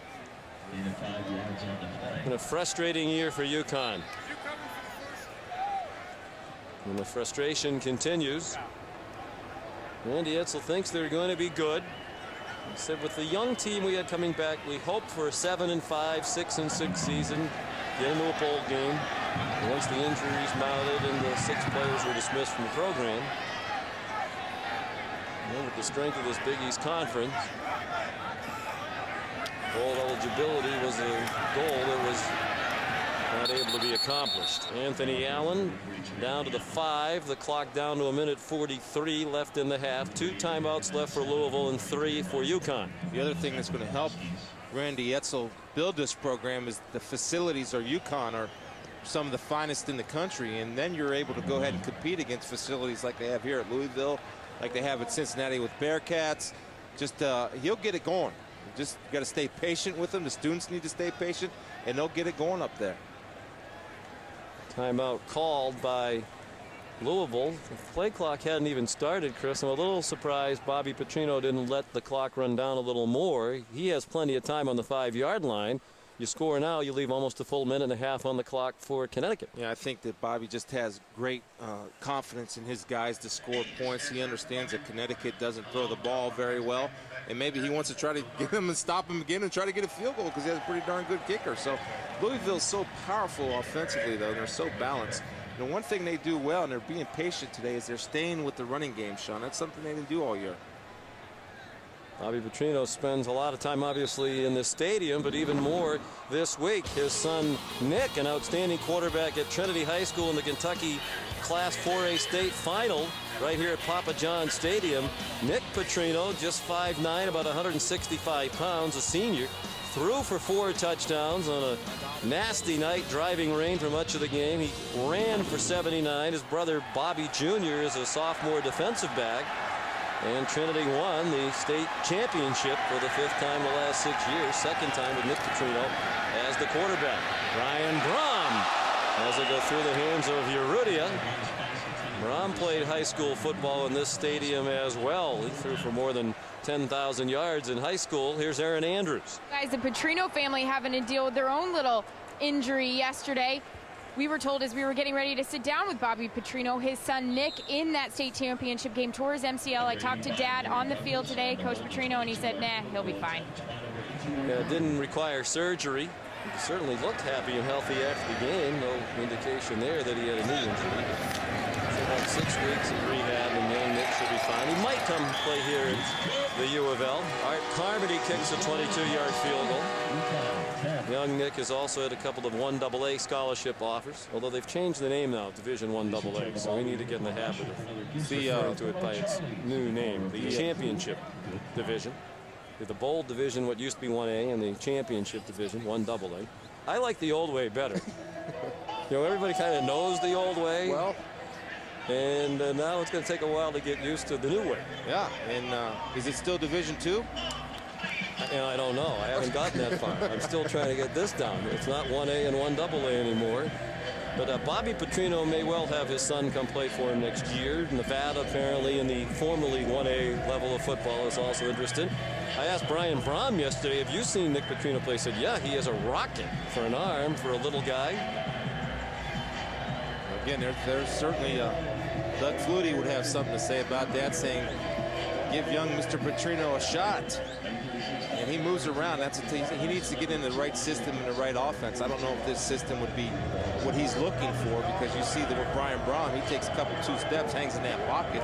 But Brian's also 6'4", and can see over offensive line. And with the recent run of great quarterbacks, Chris Redmond, Stefan LaForce, Dave Ragone, now Brian Brom. They have Matt Sims coming in next year, one of the most highly recruited quarterbacks in high school football this year in New Jersey. Of course, he is the son of Phil Sims, the brother of Chris Sims, and they've had a nice run of quarterbacks here back to the late 90s with Browning Nagel, then Jeff Brom, Brian's brother, now the quarterback coach. Chris Redmond wasn't as successful in the NFL as some thought he would be. And Stefan LaForce, the predecessor to Brian Brom. So trying to catch on now in Canada. And best quarterback started it all, Johnny U. Yeah. Johnny Unitas. And just think of how that helps your recruiting when you're going after some of the top quarterbacks in the country, Sean. You're going back to the All Big East and Conference USA. They're always first team. There's a reason. They breed them here. The system is quarterback friendly. They get a lot of great skill position talent around those quarterbacks. Donald Brown, the ball carrier. Brandon Sharp made the tackle. Brian Brom likely to come back, as we said, next year. But like Nick Petrino, grew up around football, and there's a lot to be said for that. Brian Brom watched his dad and brothers play. He remembers the old days, which weren't that long ago, 10 or 15 years ago, of Louisville football when they played in kind of a rundown minor league baseball stadium not far from here. Times have certainly changed. Now they're in this beautiful 9-year-old facility, which is going to be expanded by 21,000 seats over the next couple of years. Outstanding half for Louisville. On a mission. Championship in their eyes. Louisville with the lead at halftime, and now Patrick Hughes and his dad about to take center stage with the band. Here's Chris. Moments ago at halftime, Patrick Henry Hughes, the trumpet player, and his dad, Patrick John Hughes, part of the Louisville marching band.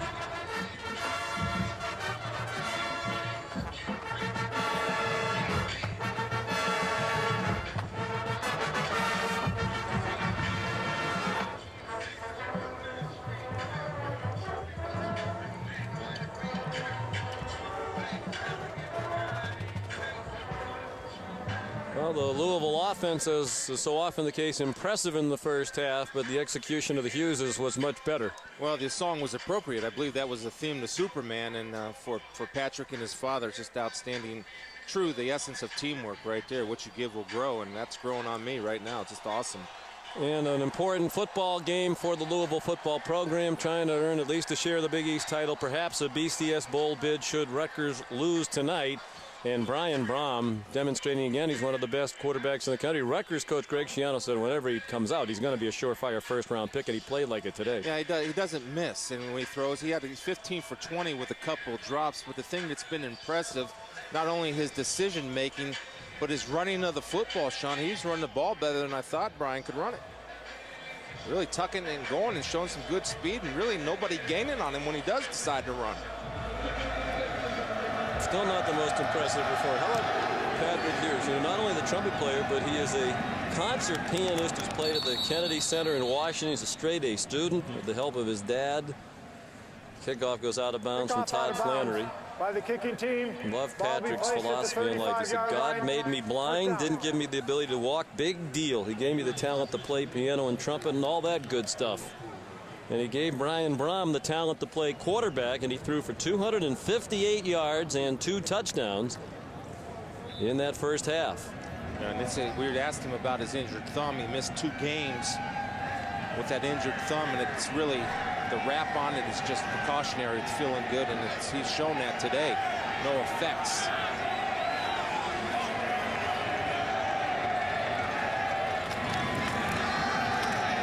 Trey Brown, the star by far for Connecticut in the first half, with 116 yards on just 13 carries. His first carry of the third quarter goes to the 38 for a gain of 3. William Gay and Nate Harris double teamed him. That's what's been impressive. If you want to take a positive from what Connecticut did the first half, was they were able to run the ball, and what makes that so impressive is that Louisville knows they can't throw it consistently.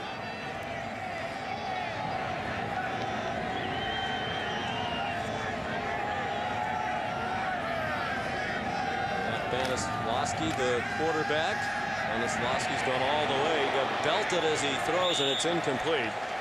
And he has to get up. Nate Harris hit him.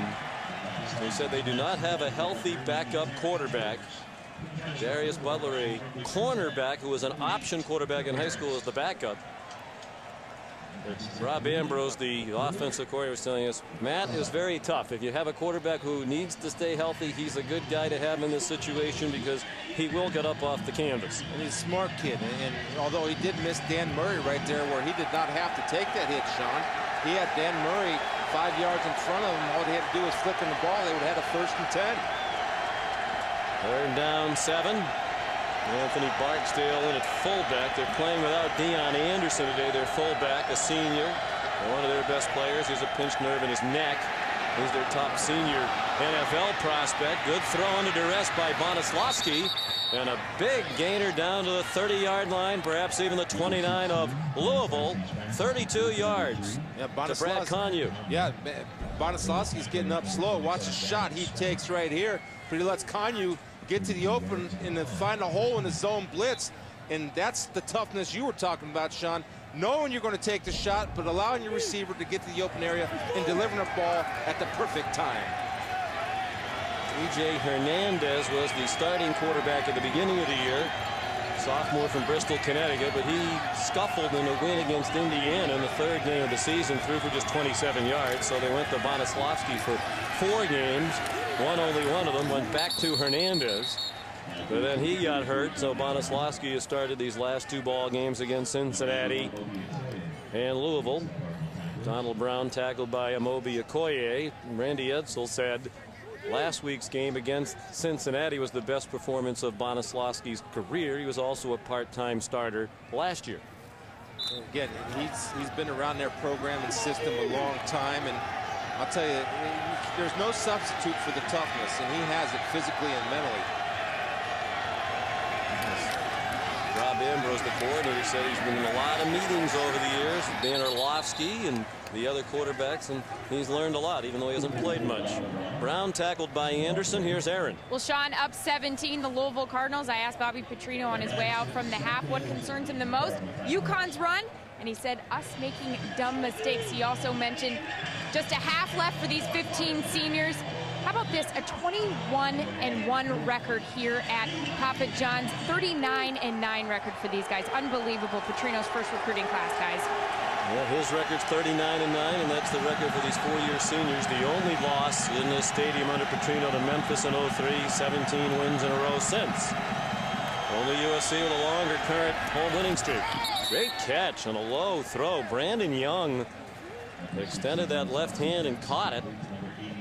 The senior with a short gain on the play to about the 25. You said a great catch by Brandon Young, and it puts him in a 4th and 5 situation. And certainly, if you're UConn, you're going to try to get some points here, and that might have put them in a position where the kicker has enough of a leg to get it there, because I was watching him warm up in pregame, and he didn't have enough to get it from 45 yards. Matt Newsy, who tries the long field goals, is on for a 42-yarder. It is no good. Hit the upright. Newsy has a great leg. Unfortunately, it's been that kind of a season for Randy Edsall's field goal kickers. He's used 3 of them, and this has more often than not been the result. Well, you see, it's good snap, good hold. You hit the ball well, and you didn't get the bounce. A lot of times it gets that deflection. You just hold your breath to see which way it goes. You can see plenty of leg. That's off the top of the upright from 42 yards. Went outside the white stake, so no good. Well, the frustration continues for Connecticut. Louisville's first possession of the second half. They come out throwing. Braum to Gary Barnidge, the tight end. And he has a first down and a pickup of 12 out to the 37-yard line. MJ Estep made the tackle. Ty Branch was right there. Could have made the hit on Barnidge. But again, I'm seeing some of the UConn DBs, and I would show this as a training film. They're starting to duck their head on contact because of the size. I don't know why, but see what you hit what you see. Branch missed him completely. Bobby Petrino calling the plays with the help from his brother. Paul Petrino, the offensive coordinator. They dial up a run for Colby Smith. Paul Petrino, one of the 5 finalists for the Frank Broyles Award, which goes to the top assistant in college football. Great honor. When we spoke with Paul Petrino yesterday, he's up in the coach's box. He said, you know, there are about 1,000 assistant coaches at this level of college football, so to be one of 5 truly is an honor. So it'd be nice to win the award, but as long as we're winning, I'm happy. Does a good job with the offense as a whole. Braum throws, caught by Urrutia into Connecticut territory. Again, plenty of run after the catch. Paul Petrino liked it. He should at the 25-yard gain. You know, it's a nice job and a nice design by Louisville. What they're doing is going to clear everybody out down the middle, recognize man coverage, and it's tough for Butler to stay with Urrutia. Urrutia recognizes man, just keeps bringing a crossing route. There's no way Butler can stay with, and they clear out the other receivers, and he's off and running to the races.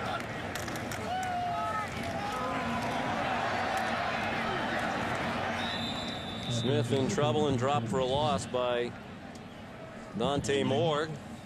I don't know what Paul Petrino said yesterday. We asked him about the new timing rules that really take opportunities away from the offense. He said, I couldn't hate anything more than I hate the new timing rules. Well, you know what side of the ball he coaches on now. You go over to Coach Cassidy on the defensive side. They love the new timing rules, but certainly I think there's going to be some adjustments made at the end of the year.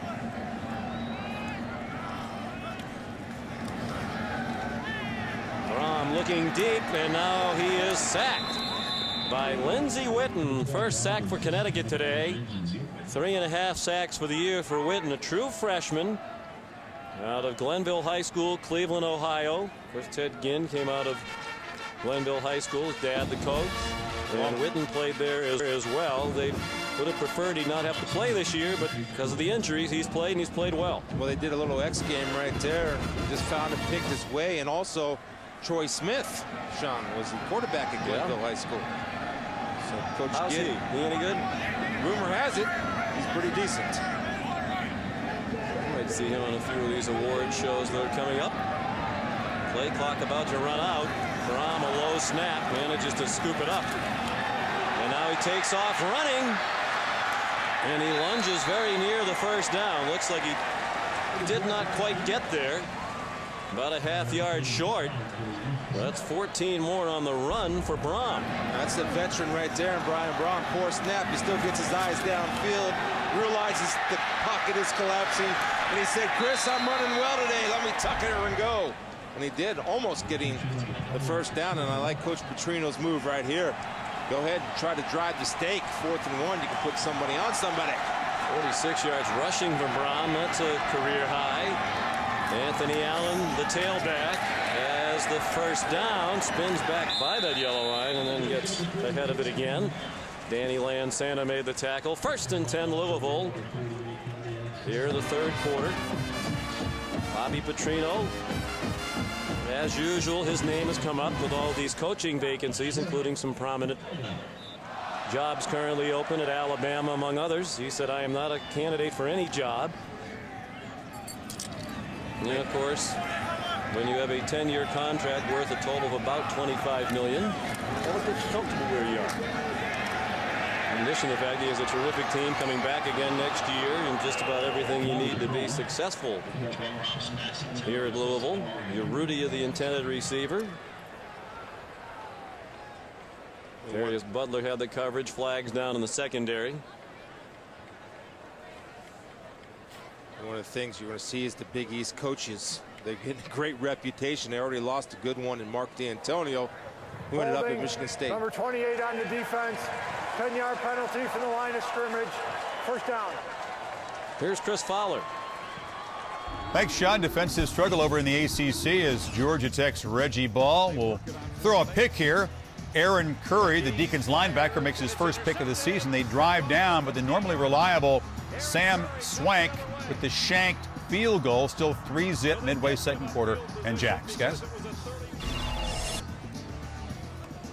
Great story in the ACC. I don't think anybody would have expected to see those two teams in the championship game. First down. Anthony Allen stopped right at the line of scrimmage, the 14. Ray Blackman right there, defensive tackle. Anytime you can get penetration and you slow a big running back's feet down, it takes a little bit longer for them to get going again. Right there, Anthony Allen literally stopped before he got going again, and the pursuit was able to close the deal. Look at the big fella right there. Somebody sewed something in the middle of that jersey. The big man. Third quarter has been the big quarter this year for Louisville. 105-22 in the third quarter. Brom out of the shotgun. Colby Smith, the running back in the ballgame to Brom's left. Zings one, almost intercepted. Should have been at the 2-yard line. That's the first poor decision right there by Brian Brom, as Brian Hennigan came in and had a shot to make a play, but Brian was staring down the receiver. Look at his eyes now. He's not looking around. He's got his eyes on one particular target, one particular throw. 3 of them around the playmaker in Douglas. Brian's just staring him down. It's not going to happen, Brian.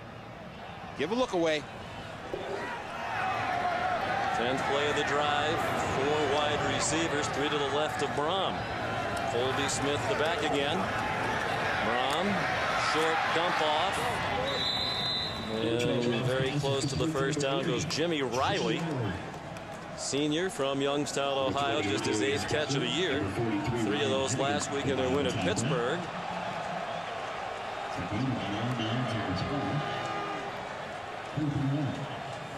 Looks like they're going to go for it on 4th down and less than a yard again. Yeah, again, Coach Petrino and his staff have tremendous confidence in this offense and the running ability of short yardage for Anthony Allen. It's a play-action pass, and it's a touchdown. Brock Bolin. Don't be fooled.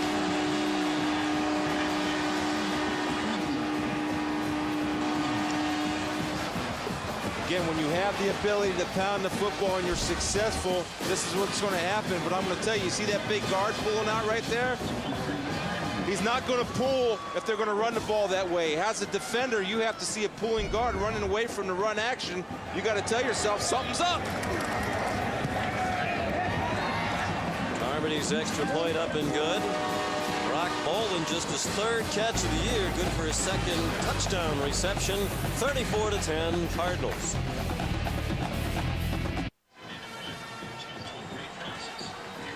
A 75-yard scoring drive. Took 5 minutes off the clock.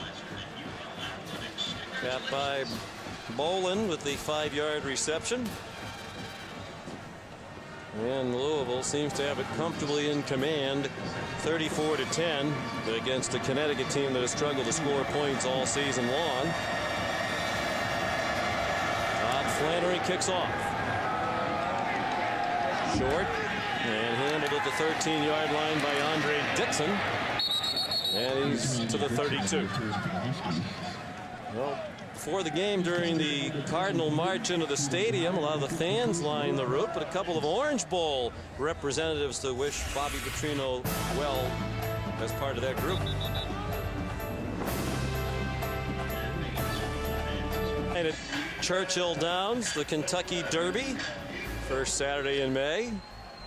They tell us annually about 100,000 mint juleps are poured during the Derby, and if it's a year Bill Raftery's there, it's about 150,000. With the kiss. And a very nice tip, I'm sure, for whoever brings the mint julep to him. Mint juleps. Donald Brown tiptoeing through the tulips to the 40-yard line, a gain of about 8. He's had a very nice day. Randy Edsall thinks they're on the way back up. This has been a momentary downturn. Brown a reason why. They also have a quarterback, Dennis Brown, who is redshirting this year. They were tempted to take the red shirt off him when the injuries mounted, particularly to DJ Hernandez. But Randy said we've made that mistake in the past, didn't want to make it again. Donald Brown to the ball carrier, and Terrence Butler took him down. Backup linebacker getting some action. I tell you, Donald Brown, to me, Sean, if they can recruit players like Donald, then they will be on their way back. Interesting note about DJ Hernandez's brother. I spoke with recruiting expert at ESPN today, Tom Luganville. Hernandez's younger brother's the #2 rated tight end in the country. Committed to Connecticut, then decommitted and verbal to Florida now, but don't expect Connecticut to give up the fight on him. Big brother's got to come in and put the law down on him. Yeah, what's that all about? 3rd down and 4, flag down before the snap. Well, it's remarkable the success they've had moving from Division I AA, the division formerly known as 1AA. Prior to the snap, false start, number 55 on the offense, 5-yard penalty, remains 3rd down. You're really having the season they had 2 years ago. They're probably a little ahead of where they should have been as an infant in 1A. There's the record. I mean, they jumped right in their first year out of 1AA into 1A, 6-6, 9-3, 8-4. They beat Toledo handily in the Motor City Bowl. And then the losing seasons these last 2. But that first group of seniors, this 5th-year seniors who are departing after today, they played in Memorial Stadium on the campus, 16,000-seat stadium.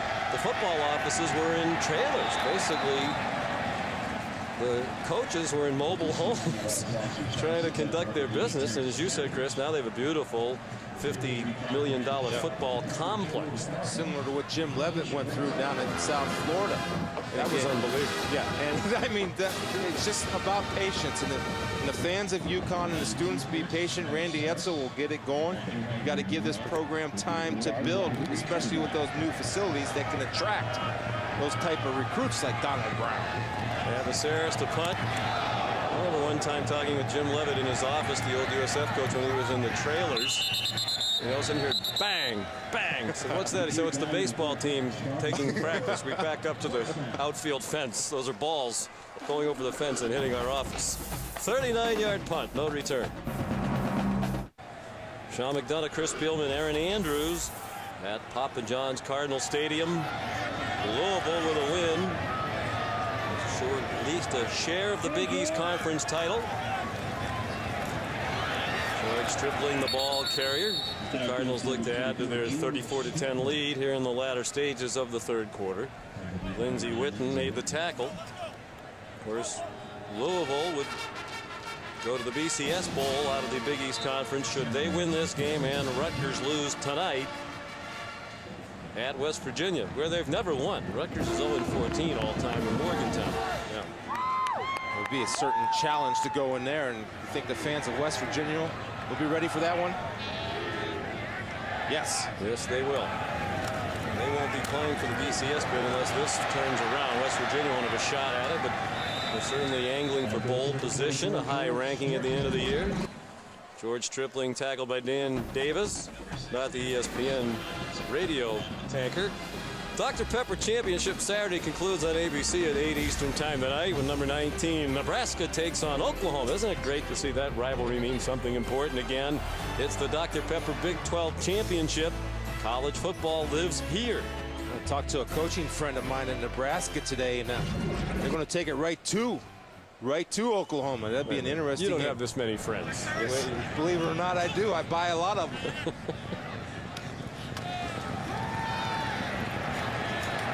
Brom. I think he believes he's morphed into Stephon LaFours here as he goes out to the 47-yard line. Dante Moore credited with the stop.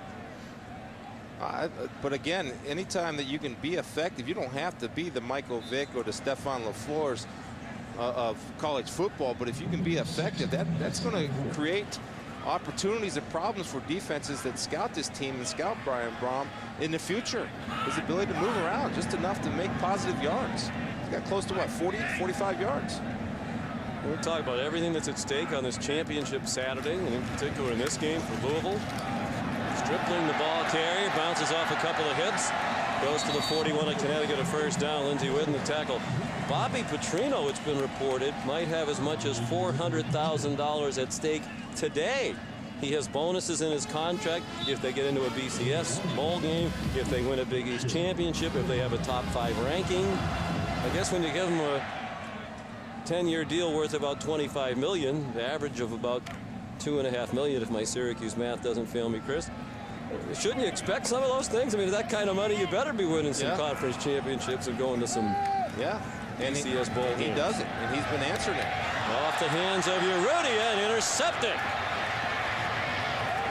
Ernest Cole. Well, it's not Ernest Cole, it's Danny Lansana with the ball. And a flag down as he goes down. Flags everywhere. That's a couple times today where we see... And a hat went flying too. Mario Urrutia, where the ball is bounced out of his hands. Normally a sure-handed receiver, and there's another, the hat. But Mario is a little stiff hands. He's got to relax those hands a little bit, and the ball did deflect high, but that's about the 3rd or 4th drop that Mario's had today, uncharacteristic. You see first interception in the last 110 pass attempts, certainly not the fault of number 12 who delivered the strike. During the play, personal foul, face mask, number 85.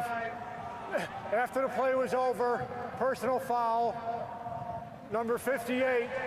The ball be placed at the spot of the dead ball, first down. Well, there were 3 flags and a hat on the field.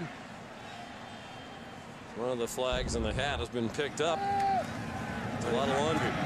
Let's just see Mario right there comes back for the ball, but fails to secure it and snag it with his hands in a good hustle play. Lansana just running, keep running, almost broke it out here. And saw Douglas with the grip of the headgear. They called it, Sean, they called the penalty on number 58, but 58 for UConn. Presnell's an offensive tackle.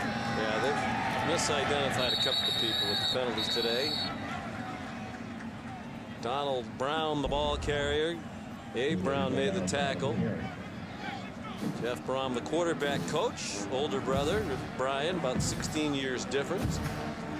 Saw a couple of ESPN telecasts earlier this year, some very animated conversations, not really conversations, monologues coming from Jeff Brohm, who's noticeably calmer. A couple of the coaches we spoke with on the Louisville staff yesterday said they thought that whole episode got blown out of proportion.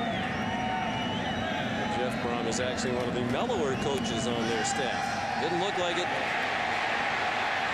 earlier in the year. That pass is intercepted right back by John Russell.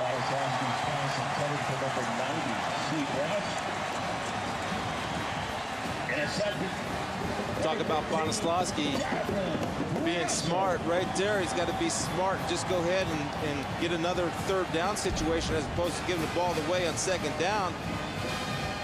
Right there, he's trying to get it over the top to Brad Conyu. But John Russell doesn't give up on the play. He's playing 2 offensive guys, Steve Browse and Conyu.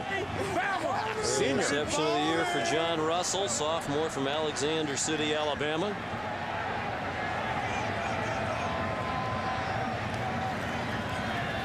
Brohm comes out with a swing pass off the hands of George Stripling and incomplete. Here's Chris Fowler. Sean, thanks. It's a Taco Bell studio update. Wake Forest offense does have a pulse in the ACC championship game because they've used Kenneth Moore at tailback in a direct snap. Used a lot of plays like this down the field. Had a penalty tacked on there. Swank with a field goal. Pair of threes after a soggy first half in Jacksonville. Yes. It's kind of the next evolution of the spread offense, made popular by Houston Nutt in Arkansas with Darren McFadden, where tailbacks are starting to take direct snaps, going back to the single wing. Pretty soon everybody will have a nickname like Horseshoe and Ghost and all that kind of good stuff. Here's Stripling on the loose and down to the 31-yard line, tackled by Danny Lansana. 20-yard gain for Stripling. Mentioned the running back by committee. 8 ball carries in the game last week against Pittsburgh. And Paul Petrino told us that Stripling is the fastest of the group. Sophomore from Jacksonville. They're playing that ACC championship game right in his hometown. Whichever team wins that ACC championship game, it'll be their first trip ever to a BCS Bowl.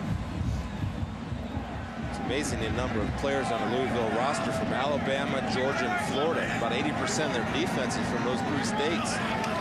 They recruit speed. They recruit great athletes. Here's another. Colby Smith down to the 25-yard line.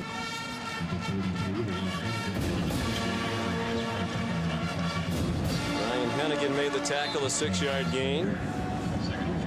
Can't say enough about Colby Smith, though, Sean. A senior getting an opportunity to fill in for Michael Bush and really taking advantage of the opportunity and maybe providing himself a shot to play at the next level.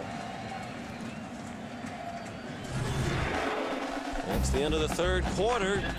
The University of Louisville Cardinals 15 minutes away from a Big East title on their home field.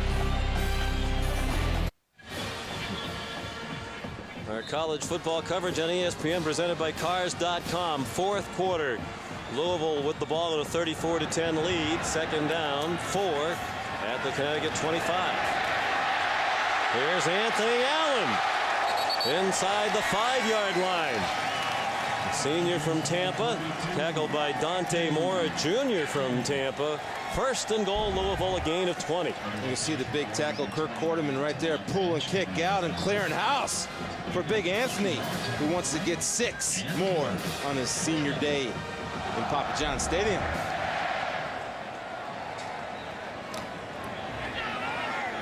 That's about the gist of it today.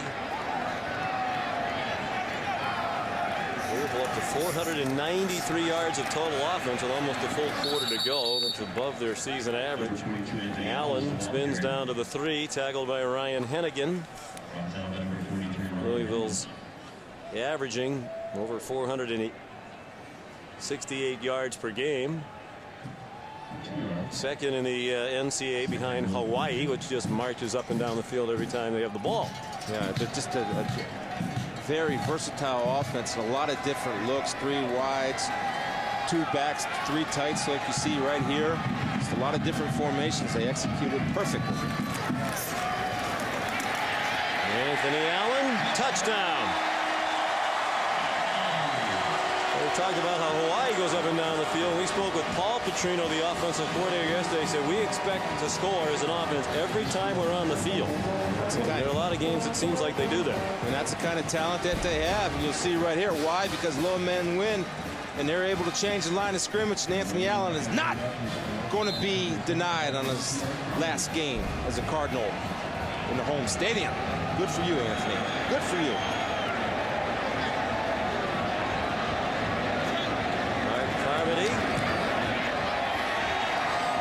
Adds the extra point. 51-yard drive, just 6 plays in 2.5 minutes, and Allen capped it. 41-10, Louisville. Louisville leads Connecticut 41-10.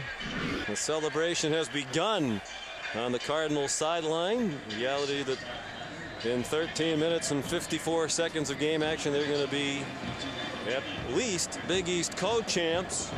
They'll win the title all by themselves should Rutgers lose tonight at West Virginia, which is a possibility. Certainly the Knights are the underdog. Art Carmody's kickoff out of bounds. By the kicking team. Ball will be placed at the 35-yard line. 1st down. There'll be a lot of interested parties in that game, the Rutgers-West Virginia game in these parts tonight, Aaron. That's right, Sean. Brian Brom telling me yesterday, I've never cheered for West Virginia before in my life, so he's going to be a Mountaineer fan for the very first time, says he expects to get together with some of the guys and check out that game. But the defense, Amobi Okoye guys, the senior, says, yeah, some people will probably be over to watch it, but I can't watch it because I don't want to jinx my guys, and every time I watch it, the wrong team wins. Says he doesn't have much luck when he watches the game. The team he wants to win generally loses. So he said, I'll probably have people at my house. They'll be watching it. They'll tell me what's going on, but I'm not going to watch it. Brown hit immediately by Nate Harris. Senior from Miami in his last game in this stadium. Team leading tackler entering today's action, tied with William Gay for that honor. He had 11 tackles at Pittsburgh in their big win last week. That's a good read by Nate Harris, and shoots the gap. And talking to some NFL executive, he actually has draftable numbers, 6'1", 235, Sean. He's a 4'5" guy, 40. And anytime you get a linebacker that runs 4'5", teams will definitely take a look at you. I'm glad I'm not paying your phone bill. We're talking these talent people and NFL people and college coaches. Amobi Okoye doesn't want to watch tonight, but everybody's had their eyes on him all day today. He's been at the center of it time and time again. Donald Brown dropped for another loss back to the 29-yard line. You know, right here is the good feet and the ability to burst, to get a running back down on the ground, especially one like Donald Brown. He doesn't get frozen. He's able to get his bent knee position and burst and not get stuck with his knees bent. Very good athlete for his size, and again, his weight loss has helped him tremendously this year. 6 yards in losses. Connecticut's gone under 200 yards now total offense. Terry Colley came in a running back, just a couple. Now Malik Jackson, another big play specialist. He came as a safety at the University of Louisville, bulked up and became a very good linebacker. And Connecticut will punt with under 12 minutes to go. So with Mike Cassidy, his philosophy, he likes to recruit those safeties like a lot of schools for speed and let them grow into linebackers. Sarah's got the punt off. Trent Guy handles the knuckleball at the 30, retreated for 5 yards, and made it back to the 34, a 4-yard return of a 39-yard punt. Amobi Okoye didn't know much about football when he came to this country at age 12. Shared the moment, senior day, with his family on the field before the game today. Brian Brom, part of the Cardinal March into the stadium. He's our Cooper Tires player of the game. 5th game this season of 300 yards passing or more. Followed up his 4-touchdown performance of last week with 3 this week. 10th career game of 300 yards or more passing. And still another season left, barring a big surprise. Grew up in this area, in a Louisville family, dreaming about taking this program to places it had never been. They had national championship hopes this year. That's not going to happen, but they have a very good chance, it seems, of going to a BCS bowl game, and that's somewhere they've never been. Pass interference flags coming as Brom threw the deep ball. One thing we know about Louisville, they will not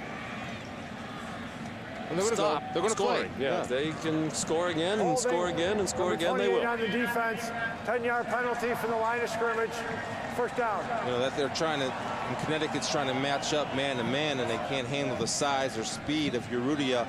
You see Butler will get a hook right here.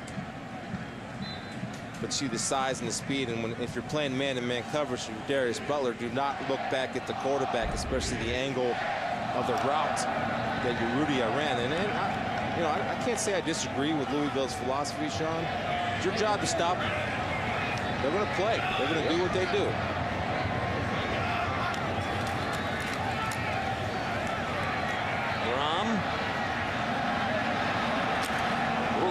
Turned into a hit in the back at the 49-yard line. And that's what you get. If you're going to play, and Brom's going to run, then you expect a good hit by Hennigan like he did right there. The problem is that Brian kind of went down a little late. He's got to see that big linebacker have the radar locked. He's got to go down early, force that guy to go over top of him. He took a good shot. He is a tough kid. He is a tough kid.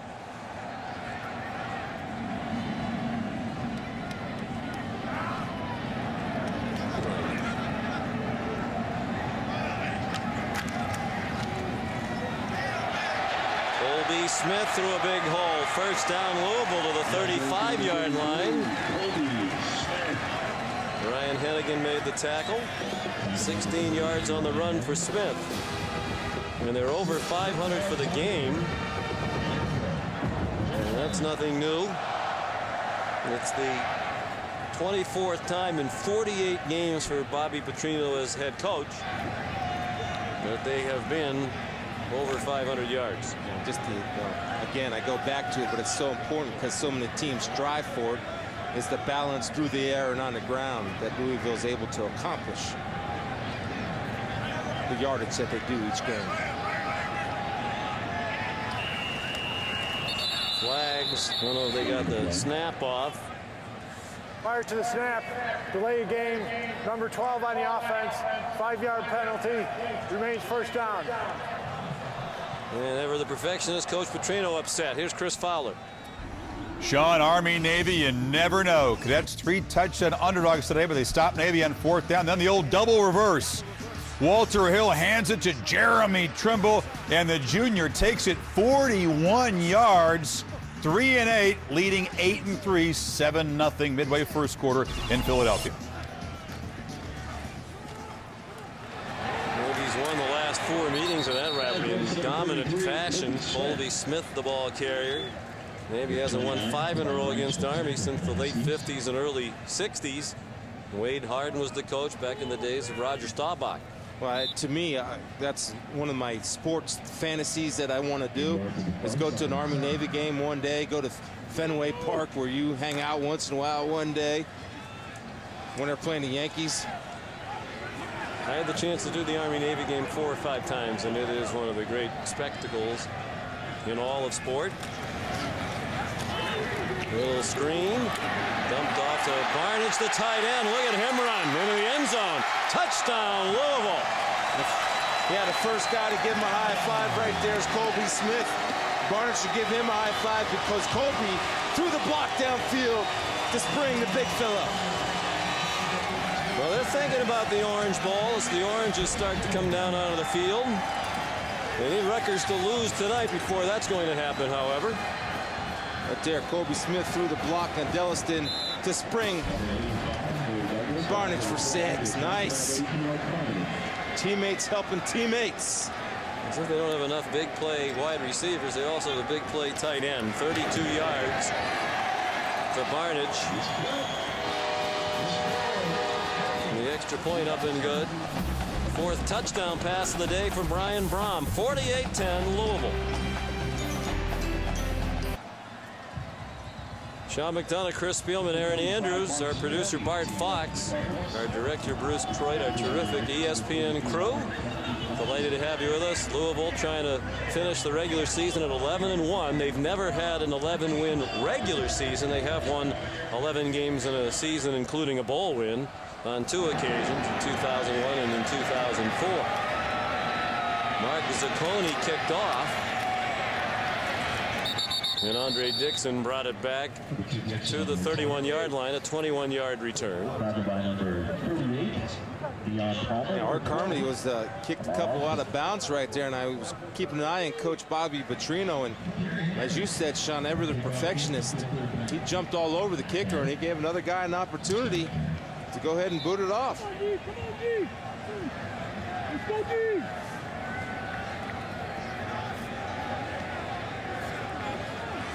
Terry Colley will be the tailback now. Senior playing in his last game. Terrific career, by far their all-time leading rusher with over 3,100 career rushing yards. He's tackled by Abe Brown. It's part of championship weekend. More great action. 4:30 Eastern on ABC. USC trying to punch its ticket in the BCS championship game in all likelihood as they take on their rival UCLA. And then tonight, 7:45 ESPN and ESPN HD. Number 13 Rutgers. A win, they'll share the Big East Conference Championship with Louisville, but earn the automatic bid into the BCS. They own the tiebreaker with Louisville as they won the head-to-head matchup in New Jersey. Brandon Young, the intended receiver, incomplete pass. Now Louisville up there to very healthy number 6. Of course, there are, Chris, 4 at-large berths into the BCS bowl games, but the consensus seems to be it's going to be Michigan, Boise State, Notre Dame, and LSU that get those Well, and I look at that, Sean. I think, you know, Louisville in the Big East, maybe this year they were underappreciated, but I don't think that's going to happen again, because when I watch this year, it was good football all the way around. Movement on the left end of the offensive line. They're going to end up sixth, fifth or sixth. False start, number 55 on the offense. 5-yard penalty, remains 3rd down. In the BCS, and end up playing in a very good game, the Sun Bowl. Nobody disputes the Sun Bowl and how good it is. It's not the BCS. It's not the BCS, and they have the 6th ranking in the BCS. Yet they're going to be shut out of the BCS. They're better than Notre Dame. But Notre Dame's Notre Dame. Yeah. A huge national following, the TV ratings, the ability to sell tickets.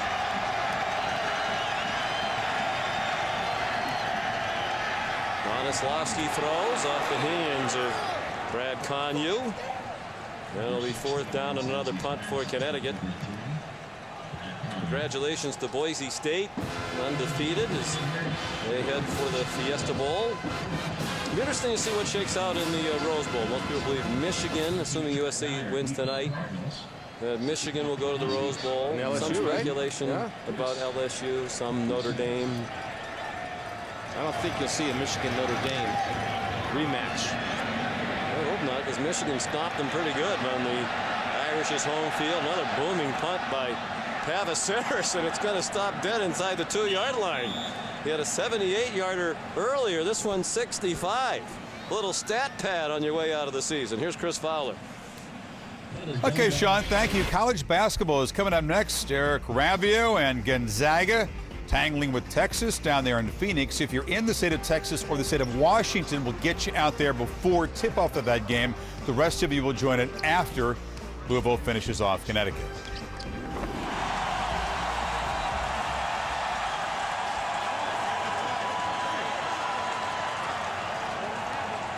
I hope my colleagues, Bill Raftery and Jay Billis, are enjoying, I'm sure, the balmy conditions out there in the desert for basketball today. Hunter Cantwell, a broken play as he takes over for Brom, and he does well to get out of the end zone.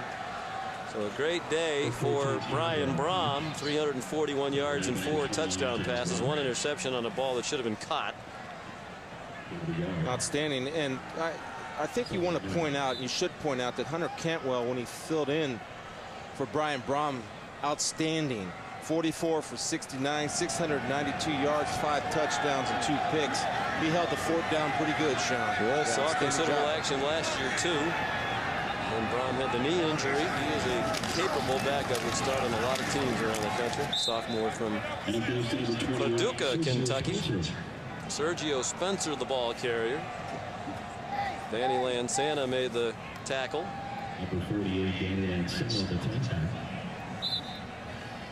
Coach Bobby Petrino starting to get some of his younger guys in, and hopefully some of the seniors that have paid their dues, so to speak, and don't get to play much will get an opportunity to play. I just saw number 88 for Louisville, Dale Goldsby, run in, a former walk-on right here, and I saw him walk out of the field with a lot of pride. Just did get out of the end zone.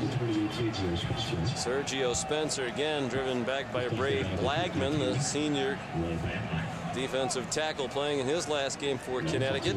He's been playing well today. He gets penetration. You can't move the big fella, 325 pounds. Disengages blockers well. Laid the smackdown.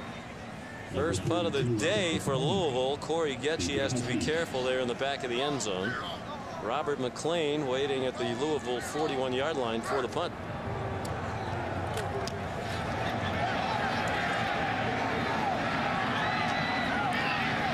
McLean caught it at the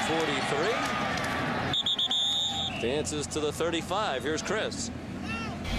Sean, thank you. Another reminder, if you're tuning in to watch college hoops, you will see Kevin Durant and the Longhorns take on Gonzaga down there in Phoenix at the Hall of Fame Challenge. Coming up next, if you're in Washington or Texas, you'll get the game very soon. Sean, back to you. All right, Chris, if you haven't seen Durant play, it is worth watching. He is a tremendous talent. Saw your alma mater is going to welcome Greg Oden back tonight, perhaps. Yeah, that's a surprise. They've kept that on the QT quite well, I might add. He wasn't expected to be back. Possibly they were talking about when they go down to Florida. Terry Colley, gang tackle to the line of scrimmage. Here's Aaron Andrews. Well, guys, we haven't had a chance to see UConn's freshman backup punter, Desi Cullen, today. There he is on the sidelines. But this is just too good of a story. We got to get it in for you. How about this? Grew up in Louisville, loved the Cardinals. Was even part of history there back in September 26, 2002 when Louisville upset Florida State here. He was right there on the goalpost. He even says he has a piece of it still with him. The Cardinals didn't offer him a scholarship, so he went to UConn, but still has a piece of that goalpost. I just love the fact, let's get back to the Greg Oden thing. I got a jab spiels. He's getting all these phone calls yesterday, but doesn't get one from Thad Matta giving us that big tip about Greg Oden. Here's Colley again. And second down, a hard-earned 2. Well, let's go back and look at Desi Cullen. He claims that he and his brother were the first onto the goalpost, and you have to think based on his position, he might have been. Now, of course, it's very dangerous and idiotic to be on the goalpost in the first place, so hopefully now that he's at a fine academic institution like Connecticut, he's smarter. But he was a huge Louisville fan growing up. As Aaron says, wasn't offered a scholarship by the Cardinals. He sent around a recruiting tape, and the first 4 or 5 plays were not punts, they were hits, him covering punts. He said, I am the Kentucky Hammer. And the way he runs down to make tackles after he punts. Terry Colley, the ball carrier. Put a little Terry Colley right there, put a little UConn hammer on somebody, on Rod Council. That's a statement about Randy Edsel and his staff when you see a guy like Colley come in and just run hard and not give up and keep fighting till the end. By the way, Aaron, I did talk to Coach Matta. He said to keep it on the QT, Chris. Terry Colley's going to play in the Gridiron Classic, formerly in Las Vegas. This year it's going to be played in Jackson, Mississippi. Incomplete pass intended for Terrence Jeffers. Monoslawski's career will end today. So much these seniors at UConn have been through. They've laid good groundwork, and this will be back-to-back losing seasons. And now the heat will be increased on Randy Edsel. There's already some, not a lot, fan and media pressure. Well, it should be. I mean, you're a bowl division team. The artist formerly known as Division 1A. Here's Colley trying to add another touchdown to his resume. Oh, out of bounds at the 6-inch position. I hate the old thing, 6-inch line. There's no line there. No. 6-inch spot. Yeah, well, you just had one, so we'll put the yellow line there for you. But watch Thomas with the lead block, and you'll see Colley right here. Stretching. Oh, give him the touchdown. You can maybe throw the flag, Randy. Yeah, throw the Randy, flag. get him another touchdown. He's had a great career, battled through all kinds of injuries. Or they could always stop it from above. Should review that. Well, give it to Colley again. He's still in there. They do. There you go. And he scores. Justice. Good for you. Anytime you see guys, again, getting beat pretty badly, for them to come out, keep fighting till the end. Right there, the school record. So Donald Brown will threaten those before it's all over. Terrific career in playing with injuries, lots of knee problems in recent years. The last few weeks he's been playing with a broken bone in his left hand. Team cap, freshman All-American in 2002. And he led the nation in rushing. The rushing yards by a freshman. Tony Cheravino adds the extra point. And the Husky faithful who have made the trip with reason to cheer. You know who used to coach at UConn as an assistant? Our friend and colleague Lou Holtz. Yeah. And he still apparently tells the banquet joke. So when he went to the University of Connecticut, it was in Storr. And then they added another one, and it became Storrs, Connecticut. It is a very small town. Oh, well, I have yet to have the pleasure of visiting there, but it's a nice place. Hopefully I'll get up there to do a game one day. And I'm excited to see the. You have a lot of goals. Well, you want to get to Fenway Park. You want to go to the Army-Navy game. You want to get to Storrs, Connecticut. Well, I've accomplished one working with you this year. That was certainly on the top of my list. You're so kind. Well, we have a couple bowl games left. Still to come. But I love going to see, like, I did a game down at Cincinnati this year, and I got to see their new facility and what they're trying to build and how important football is becoming. And I know that Coach Etzel on the phone the other day was talking about the facilities up at UConn, and they're making an investment in football. And to me, that's important. And you have to do that, Sean, if you want to go ahead and compete. Matt Newsy will kick off.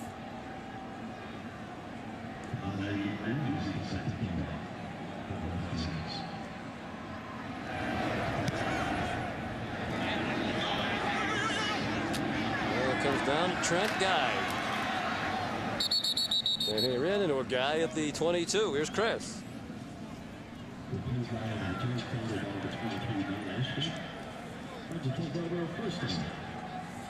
Two and a half to go. In the fourth quarter, Louisville leading 48-17, about to finish the regular season at 11-1. Hunter Canwell comes back out to play quarterback. First 11-win regular season in school history. They'll have a chance for a record-setting 12th win in the bowl game. If Rutgers wins tonight, that bowl game is likely to be the Sun Bowl against Oregon State. If Rutgers loses, Louisville will be the BCS representative out of the Big East, then likely heading to the Orange Bowl to meet the winner of the ACC championship game underway right now between Wake Forest and Georgia Tech.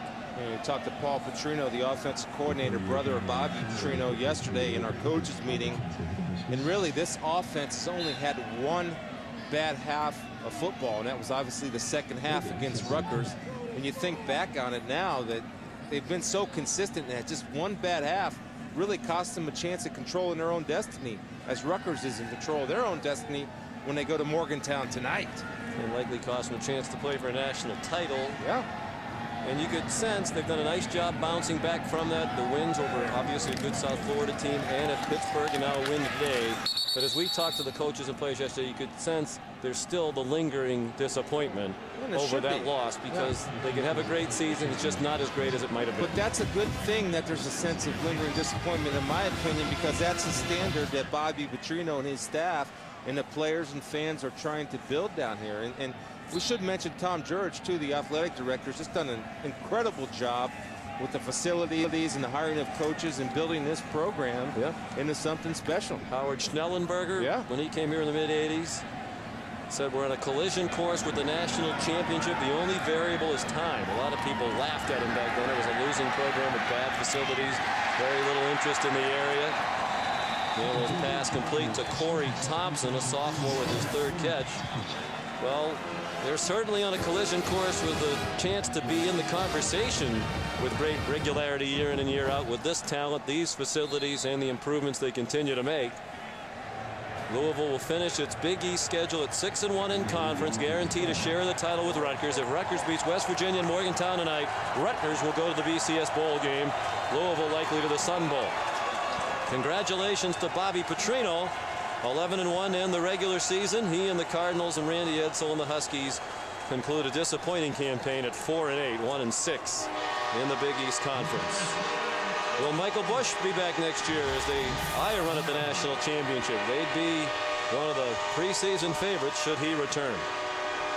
Final score, Louisville 48, Connecticut 17. 570 yards of offense today for the University of Louisville Cardinals. Now for Chris Spielman, Aaron Andrews, and our entire crew, Sean McDonough, remind you to stay tuned for basketball coming up next. This has been a presentation of ESPN, the worldwide leader in sports. Louisville Big East champions. They've won 18 in a row on their home field here at Papa John. Now Dave O'Brien, Jay Billis, and Bill Raftery in Phoenix.